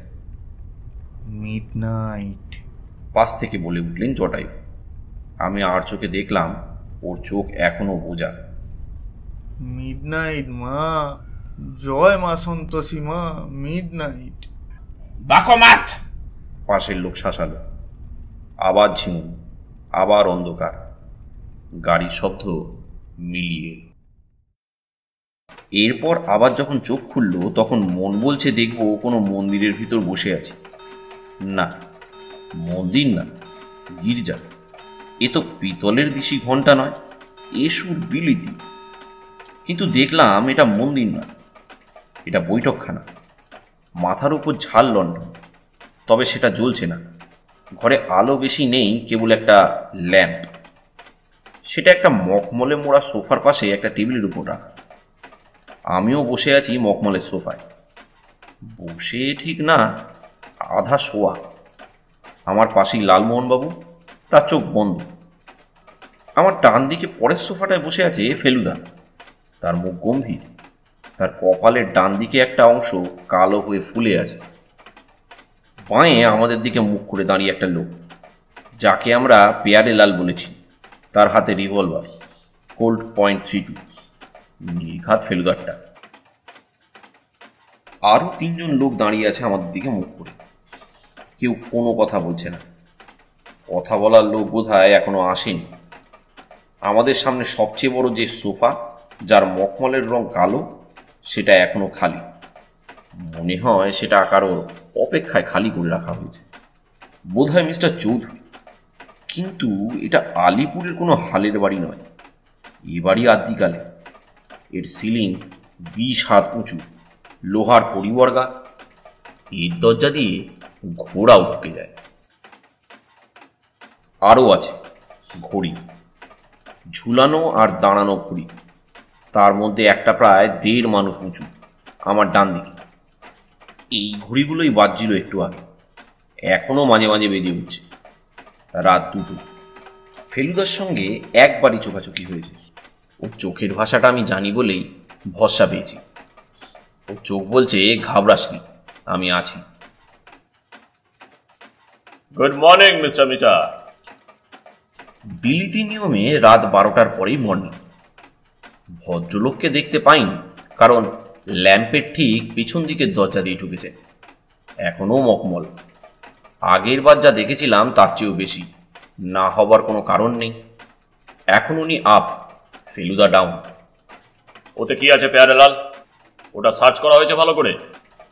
ভদ্রলোকের চোখ গেছে ফেলুদার ঝোলার দিকে। ওটা যে কখন ফেলুদার কাছে চলে গেছে সেটা জানি না।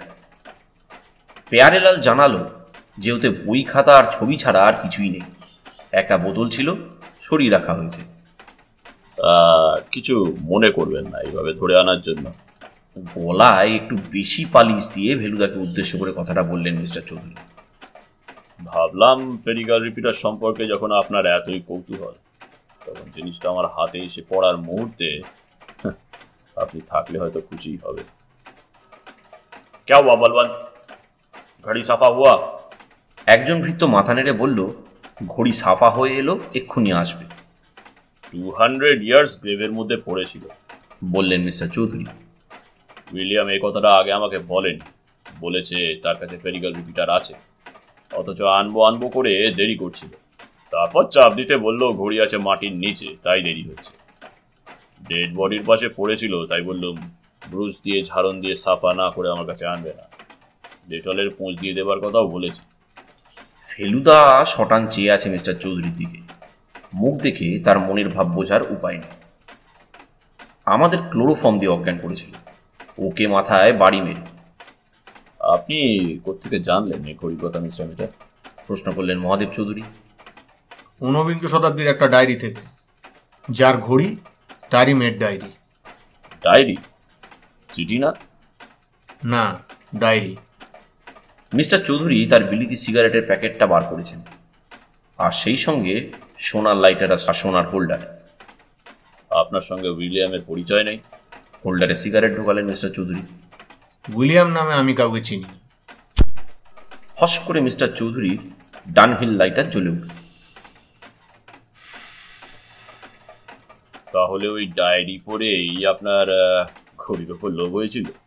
হ্যাঁ, লোভ জিনিসটা তো আপনার এক চিটিয়া মিস্টার চৌধুরী। মকমলের উপর মেঘের ছায়া। 2 আঙুলে ধরা হোল্ডারটা ঈষৎ কাঁপছে। আপনি মুখ সামলে কথা বলবেন মিস্টার মিটা। সত্যি কথা বলতে আমি মুখ সামলাই না মিস্টার চৌধুরী। আমার উদ্দেশ্য ছিল ঘড়ি যাতে গডউইনের কবরেই থাকে, আপনার মতো লোকের হাতে। ফেলুদার কথা শেষ হলো না। একজন লোক একটা সিল্কের রুমালের উপর একটা জিনিস এনে মিস্টার চৌধুরীকে দিল। চৌধুরী জিনিসটা হাতে তুলে নেওয়ার সঙ্গে সঙ্গে আমার পাশ থেকে একটা গোঙানি শব্দ উঠল।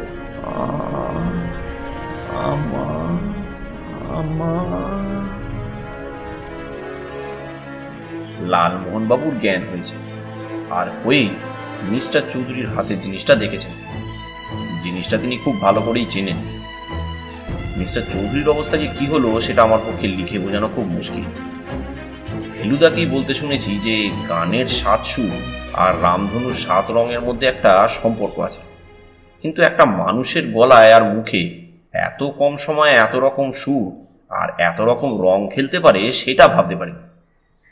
গালাগাল যা বেরোলো মানুষটার মুখ দিয়ে সেটা শোনা যায় না, বলাও যায় না, লেখাও যায় না। ফেলুদাও বেশি নির্বিকার। আমি বুঝতে পারছি এটা তারই কীর্তি। কাল যখন দুপুরে 10 মিনিটের জন্য সে গোরস্থানে ঢুকেছিল, তখনই সে এই কাজটা করে এসেছিল। কিন্তু আসল ঘড়ি কি তাহলে নেই? কুকেলভির ঘড়িটাকে মিস্টার চৌধুরী উন্মাদের মতো ছুঁড়ে ফেলে দিলেন তার ডান পাশের খালি সোফাটায়, আর তারপরেই তিনি হুঙ্কার দিয়ে উঠলেন, विलियम साहब को बुलाओ और वो रिवॉल्वर दो हमको। প্যারিলাল রিভলভারটা মিস্টার চৌধুরীর হাতে দিয়ে বেরিয়ে গেল ঘর থেকে। মিস্টার চৌধুরী 2-1 বার স্কাউন্ড্রেল, শৃঙ্খলা ইত্যাদি বলে সোফা ছেড়ে উঠে অত্যন্ত অসহিষ্ণুভাবে পাইচারি শুরু করলেন। এবার প্যারিলাল সেই পিছনের দরজাটা দিয়ে আর একটা লোককে সঙ্গে নিয়ে ঢুকলো। আবছা অন্ধকারে দেখলাম কাঁধ অব্দি লম্বা চুল আর ঠোঁটের দুপাশে ঝুলে থাকা গোঁফ, পরনে প্যান্ট শার্ট আর সুতির কোট। কি ঘড়ি নিয়ে এসেছো তুমি কবর খুঁড়ে? বজ্রগম্ভীর গলায় প্রশ্ন করলেন মিস্টার চৌধুরী। তিনি আবার সোফায় গিয়ে বসেছেন, তার হাতে এখনো রিভলভার, দৃষ্টি এখনো ফেলুদার দিকে। কিন্তু যা পেয়েছি তাই এনেছি মিস্টার চৌধুরী। আগন্তুক কাতর স্বরে জবাব দিল। আপনাকে ঠকিয়ে কি আমি আর পার পাবো? আপনি এত বড় এক্সপার্ট। তাহলে সে চিঠির কথা কি মিথ্যে? ঘর কাঁপিয়ে প্রশ্ন করলেন মহাদেব চৌধুরী। তা কি করে জানবো মিস্টার চৌধুরী? ওটার উপর ভরসা করেই তো সব কিছু। এই তো সেই চিঠি, দেখুন না। আগন্তুক একটা পূর্ণ চিঠি বার করে মিস্টার চৌধুরীর হাতে দিল। চৌধুরী সেটায় চোখ বুলিয়ে বিরক্তভাবে সেটাকে ছুঁড়ে ফেলে দিলেন পাশের সোফার দিকে। আর ঠিক এই সময় হেসে উঠল ফেলুদা, প্রাণ খোলা হাসি। এমন হাসি ওকে অনেক দিন হাসতে দেখিনি। হাসির কি পেলেন আপনি মিস্টার মিঠা? গর্জন করে উঠলেন মহাদেব চৌধুরী। কোনো মতে হাসিটাকে একটু চেপে ফেলুদা উত্তর দিল। মিস্টার চৌধুরী, আপনারা তো নাটকীয় আয়োজন ভেস্তে যাওয়া দেখে আমি নিজেকে আর সামলে রাখতে পারলাম না, বুঝেছেন? চৌধুরী রিভলভার হাতে আবার সোফা ছেড়ে উঠে পুরো কার্পেটের উপর দিয়ে নিঃশব্দে হেঁটে এগিয়ে এলেন ফেলুদার দিকে।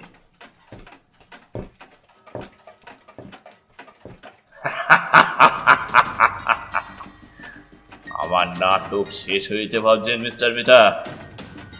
আসল ঘড়ি যে আপনার কাছে নেই তারই বা কি বিশ্বাস? আপনিও তো গোরস্থানে অনেকবার গেছেন।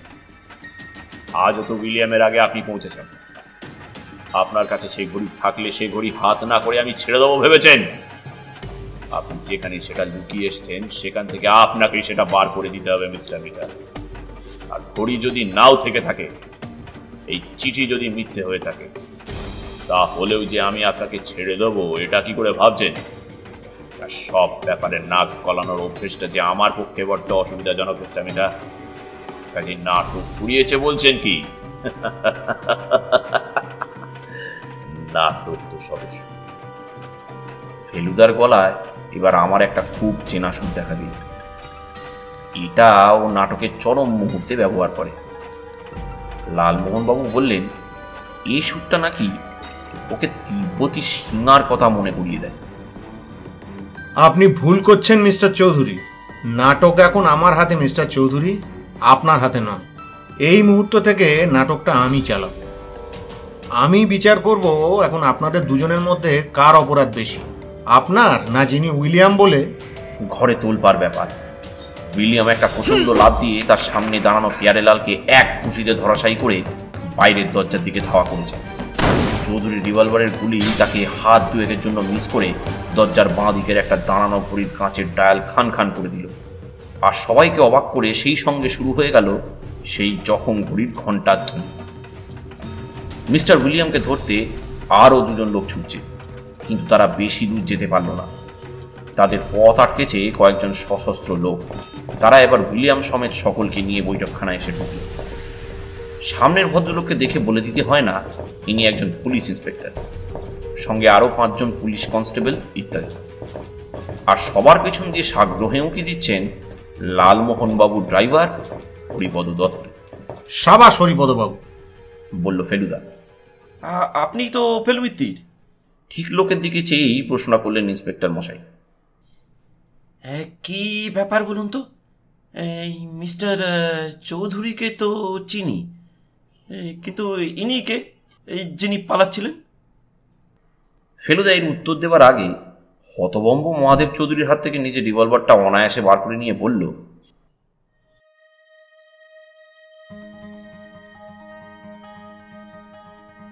Thank you mister Chowdhury. এইবারে আপনি কাইন্ডলি নিজের জায়গায় গিয়ে বসুন তো। নাটকের বাকি অংশটা দেখার সুবিধা হবে। আর তাছাড়া আপনাকে কালো মকমলে মানায় বড্ড ভালো। আর মিস্টার উইলিয়াম, ফেলুদার দৃষ্টি ঘুরে গেছে। আপনার চুল আর গোঁপটাতে কিন্তু আপনাকে হুবহু আপনার প্রপিতাময়ের মতো দেখাচ্ছে। ওগুলো কি দয়া করে খুলবেন? পুলিশ টান দিতেই উইলিয়ামের গোঁপ আর পরচুলা খুলে এল। আর অবাক হয়ে দেখলাম উইলিয়ামের জায়গায় দাঁড়িয়ে আছেন নরেন বিশ্বাসের ভাই কিরিন বিশ্বাস। এবার বলুন তো মিস্টার বিশ্বাস, বলল ফেলুদা, আপনার পুরো নামটা কি? কেন? আমার নাম আপনি জানেন না? আপনার এখন দুটো নাম জানা যাচ্ছে। এই দুটো জুড়েই বোধহয় আপনার আসল নাম, তাই না? উইলিয়াম গিরীন্দ্রনাথ বিশ্বাস, তাই তো? অন্তত প্রেসিডেন্সি কলেজ ম্যাগাজিনে গোল্ড মেডালিস্টদের তালিকায় তো তাই বলছে। আর আপনার ভাইয়ের নাম বলছে মাইকেল নরেন্দ্রনাথ বিশ্বাস। ভিজিটিং কার্ডের এমটা হচ্ছে মাইকেল, তাই না? আপনারা বাংলা নামটা ব্যবহার করতেন বলেই বোধহয় নরেনবাবু ভিজিটিং কার্ডে MN না চেপে NM চেপেছিলেন, তাই না? গিরিনবাবু চুপ। বোঝাই যাচ্ছে ফেলুদা ঠিকই বলেছে। আপনার দাদা আপনাকে কি বলে ডাকেন মিস্টার বিশ্বাস? তাতে আপনার কি প্রয়োজন? আপনি যখন বলবেন না তখন আমিই বলছি। উইল বলে ডাকেন আপনার দাদা। হাসপাতালে জ্ঞান হওয়ার পর উনি আপনারই নাম উচ্চারণ করেছিলেন দুবার, তাই না? এবার ফেলুদা লাল খামটা থেকে একটা বড় ছবি টেনে বার করল। দেখুন তো গিরিনবাবু, এদের চেনেন কিনা? এ ছবি হয়তো আপনাদের বাড়িতেও নেই, কিন্তু বোর্ন অ্যান্ড শেফার্ডে ছিল। স্বামী স্ত্রীর ছবি, যাকে বলে ওয়েডিং। ভদ্রলোকের চেহারার সঙ্গে গিরিনবাবুর চেহারার আশ্চর্য মিল। আর ভদ্রমহিলা মেম সাহেব। ফেলুদা বলল, চিনতে পারছেন এদের? ইনি হচ্ছেন পার্বতীচরণ, অর্থাৎ PC বিশ্বাস, আপনার প্রপিতামহ। ইনি যে খ্রিস্টান হয়েছিলেন এটা তো তার পোশাক দেখেই বোঝা যাচ্ছে। আর এই মহিলাটি হচ্ছেন টমাস গডউইনের নাতনি।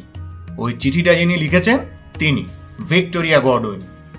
এর কুমারী অবস্থার ছবিও বোর্ন অ্যান্ড শেফার্ডে রয়েছে।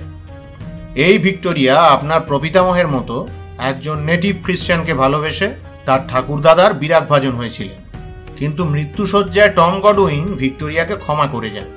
তার 1 বছর পরেই পার্বতীচরণ ভিক্টোরিয়াকে বিয়ে করেন। তার মানে হচ্ছে এই যে কলকাতায় একটি নয়, 2টি পরিবারের সঙ্গে টম গডউইনের নাম যুক্ত রয়েছে, একটি রিপন লেনে আর একটি নিউ আলিপুরে। আর আশ্চর্য এই যে দুজনের কাছেই এমন দলিল রয়েছে যাতে টমাসের ঘড়ির উল্লেখ আছে। এক হলো ভিক্টোরিয়ার এই চিঠি, আর এক হলো টমাসের মেয়ে শার্লট গডউইনের ডায়েরি। আশ্চর্য ঘটনা, গল্পকেও হার মানায়। ভিক্টোরিয়ার লেখা চিঠির একটা তাড়া বহুকাল থেকেই নাকি নরেনবাবুদের বাড়িতে রয়েছে পুরনো ট্রাঙ্কের মধ্যে, কিন্তু কেউ গরজ করে পড়েনি। পুরনো কলকাতা নিয়ে লিখতে শুরু করার পর নরেনবাবু চিঠিগুলো পড়ে। তখনই টমাস গডউইনের ঘড়ির ঘটনাটা জানতে পারে আর ভাইকে সে সম্বন্ধে বলে। গিরিনবাবু ফেলুদার চেরার ঠেলায় কাহি, কিন্তু এখনও তাকে রেহাই দেওয়ার সময় আসেনি। ফেলুদা হঠাৎ প্রশ্ন করল, আপনার কি রেসের মাঠে যাওয়ার অভ্যেস আছে নাকি মিস্টার বিশ্বাস? ভদ্রলোক কিছু বলবার আগে মিস্টার চৌধুরী খেঁকিয়ে উঠলেন, আমার কাছ থেকে আগাম টাকা নিয়ে সব ঘোড়ার পিছনে খুইয়েছে, আর এখন কবর ঘুরে কুকেলবেরি ঘড়ি এনে হাজির করেছে অকম্মাধারী কোথাকার। ফেলুদা চৌধুরীর কথায় কান না দিয়ে গিরিনবাবুকে উদ্দেশ্য করে বলল, তার মানে টম গডউইনের একটি গুণ আপনি পেয়েছেন, আর সেই কারণেই বোধহয় এত বড় ঝুঁকিটা আপনি নিয়েছিলেন। উত্তরটা এলো বেশ ঝাঁজের সঙ্গে। মিস্টার মিত্তির, আপনি ভুলে যাচ্ছেন যে 100 বছর পেরিয়ে গেলে কবরের ভেতরের কোনো জিনিসের ওপর কোনো ব্যক্তি বিশেষের আর কোনো অধিকার থাকে না। ওই ঘড়িটা এখন টম গডউইনেরও সম্পত্তি নয়। সেটা আমি জানি মিস্টার বিশ্বাস, ও ঘড়ি সরকারের সম্পত্তি, আপনারও নয়। কিন্তু কথাটা হচ্ছে আপনার অপরাধ তো শুধু ঘড়ি চুরির চেষ্টা নয়, অন্য অপরাধও যে আছে। কি অপরাধ? গিরিন বিশ্বাস এখনো একগুঁয়ে ভাব করে চেয়ে আছেন ফেলুদার দিকে। এবার ফেলুদা তার পকেট থেকে ছোট্ট একটা জিনিস বার করল। দেখি তো এই বোতামটা আপনার ওই কোটটা থেকে পড়েছে কিনা, যে কোটটা আপনি 2 দিন আগে হংকং লন্ড্রি থেকে নিয়ে এলেন। ফেলুদা বোতাম নিয়ে এগিয়ে গেল। এই দেখুন, মিলে যাচ্ছে তো। তাতে কি প্রমাণ হলো? প্রশ্ন করলেন গিরিনবাবু। এটা খুলে পড়ে যায় গোরস্থানে। আমি তো অস্বীকার করছি না যে সেখানে গিয়েছিলাম। আমি যদি বলি এটা আপনার কোটই নয়, আপনার দাদার কোট, তাহলে স্বীকার করবেন কি? কি আবল তাবল বকছেন আপনি? আবল তাবল আমি বকছি না মিস্টার বিশ্বাস, আপনি বকছেন। কাল আমার বাড়িতে এসে বকেছেন, আবার এখানেও বকছেন। এ কোট আপনার দাদার। এটা পরে তিনি গোরস্থানে গিয়েছিলেন সেই ঝড়ের দিন। গিয়ে দেখেন গডউইনের কবর খোঁড়া হচ্ছে এবং আপনি সেখানে রয়েছেন। তিনি আপনাকে বাধা দিতে যান এবং তাই আপনি তার মাথায় বাড়ি মারেন, লাঠি বা ওই জাতীয় কিছু একটা দিয়ে। নরেনবাবু অজ্ঞান হয়ে পড়েন। আপনি হয়তো তাকে মেরেই ফেলতেন, কিন্তু সেই সময় ঝড়টা আসে আর তাই আপনি পালাতে বাধ্য হন এবং সেই সময় গিরিনবাবু আবার বাধা দিলেন। আমার দাদাকে আপনি মিথ্যাবাদী বানাতে চান? তিনি বলেছেন তার মাথায় গাছের ডাল। কিন্তু ফেলুদার কথা আটকানো এখন সহজ নয়, সে বলেই চলল। গাছের ডাল ভেঙে পড়ে আপনার পিঠে। আপনার গায়ে কোট ছিল না।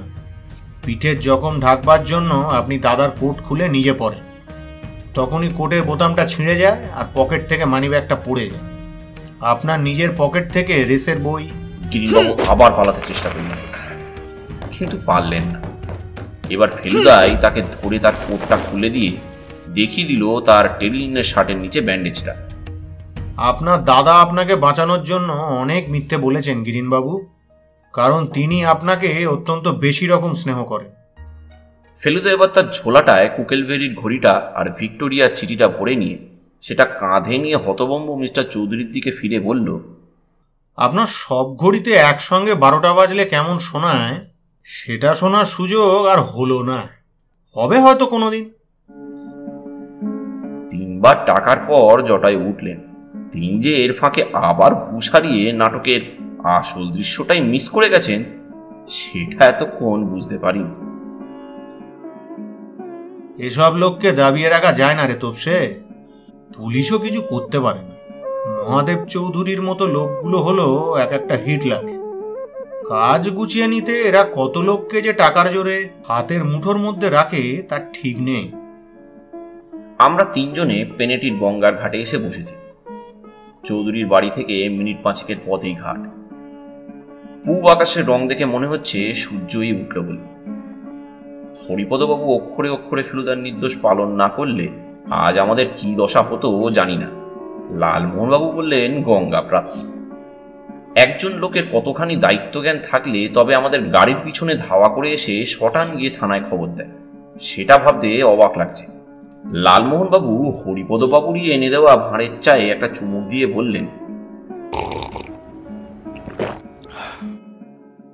গাড়ি কেনার ফলটা আশা করি টের পেলেন। কম ভাবে বলল ফেলুদা। আপনার গাড়ির উপর অনেক অত্যাচার হয়েছে এই 3 দিনে। আজ শহরে ফিরে 2টো জায়গায় যাওয়ার পর আর বেশ কিছুদিন ও গাড়ির উপর জুলুম করব না। 2টো জায়গা মানে? এক হলো নরেনবাবুর বাড়ি, তাকে খবরটা সেই সঙ্গে চিঠিটা ফেরত দেওয়া দরকার। আর দ্বিতীয়? সাউথ পার্ক স্ট্রিট গোরস্থান। আবার কি সাবধানে পা ফেলতে হয়েছে জানিস তোপসে। এর জন্য জুত করে লড়াইটা করতে পারলাম না লোকগুলোর সাথে। ফেলুদা তার বাঁ পায়ের হান্টিং বুটটা খুলে তার ভিতর হাত ঢুকিয়ে প্রথমে বার করল তার তৈরি ফলস শুকতলা, যার তলায় খোপ, যার মধ্যে তুলোর মোড়কে লুকিয়ে আছে একটি আশ্চর্য জিনিস। এত হুলস্থুল কাণ্ডের মধ্যেও যার শুধু কাঁচটি ছাড়া সবই অক্ষত অটুট রয়েছে। এটা যথাস্থানে ফেরত দিতে হবে না? ফেলুদার হাতে ঝুলছে টমাস গডউইনকে তার রান্নার জন্য দেওয়া লখনৌয়ের নবাব সাদত আলীর প্রথম বকশিস, ইংল্যান্ডের অন্যতম শ্রেষ্ঠ কারিগর ফ্রান্সিস পেরিগেলের তৈরি রিপিটার পকেট ঘড়ি। 200 বছর তার মালিকের কঙ্কালের পাশে ভূগর্ভে থেকেও যার জৌলুস সূর্যের প্রথম আলোতে এখনো আমাদের চোখ ধাঁধিয়ে দিচ্ছে।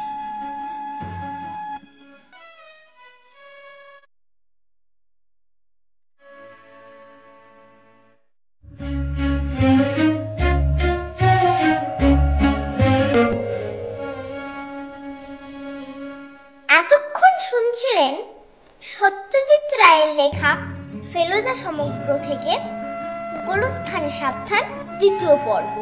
গল্পটি ভালো লেগে থাকলে please share and subscribe. Thank you.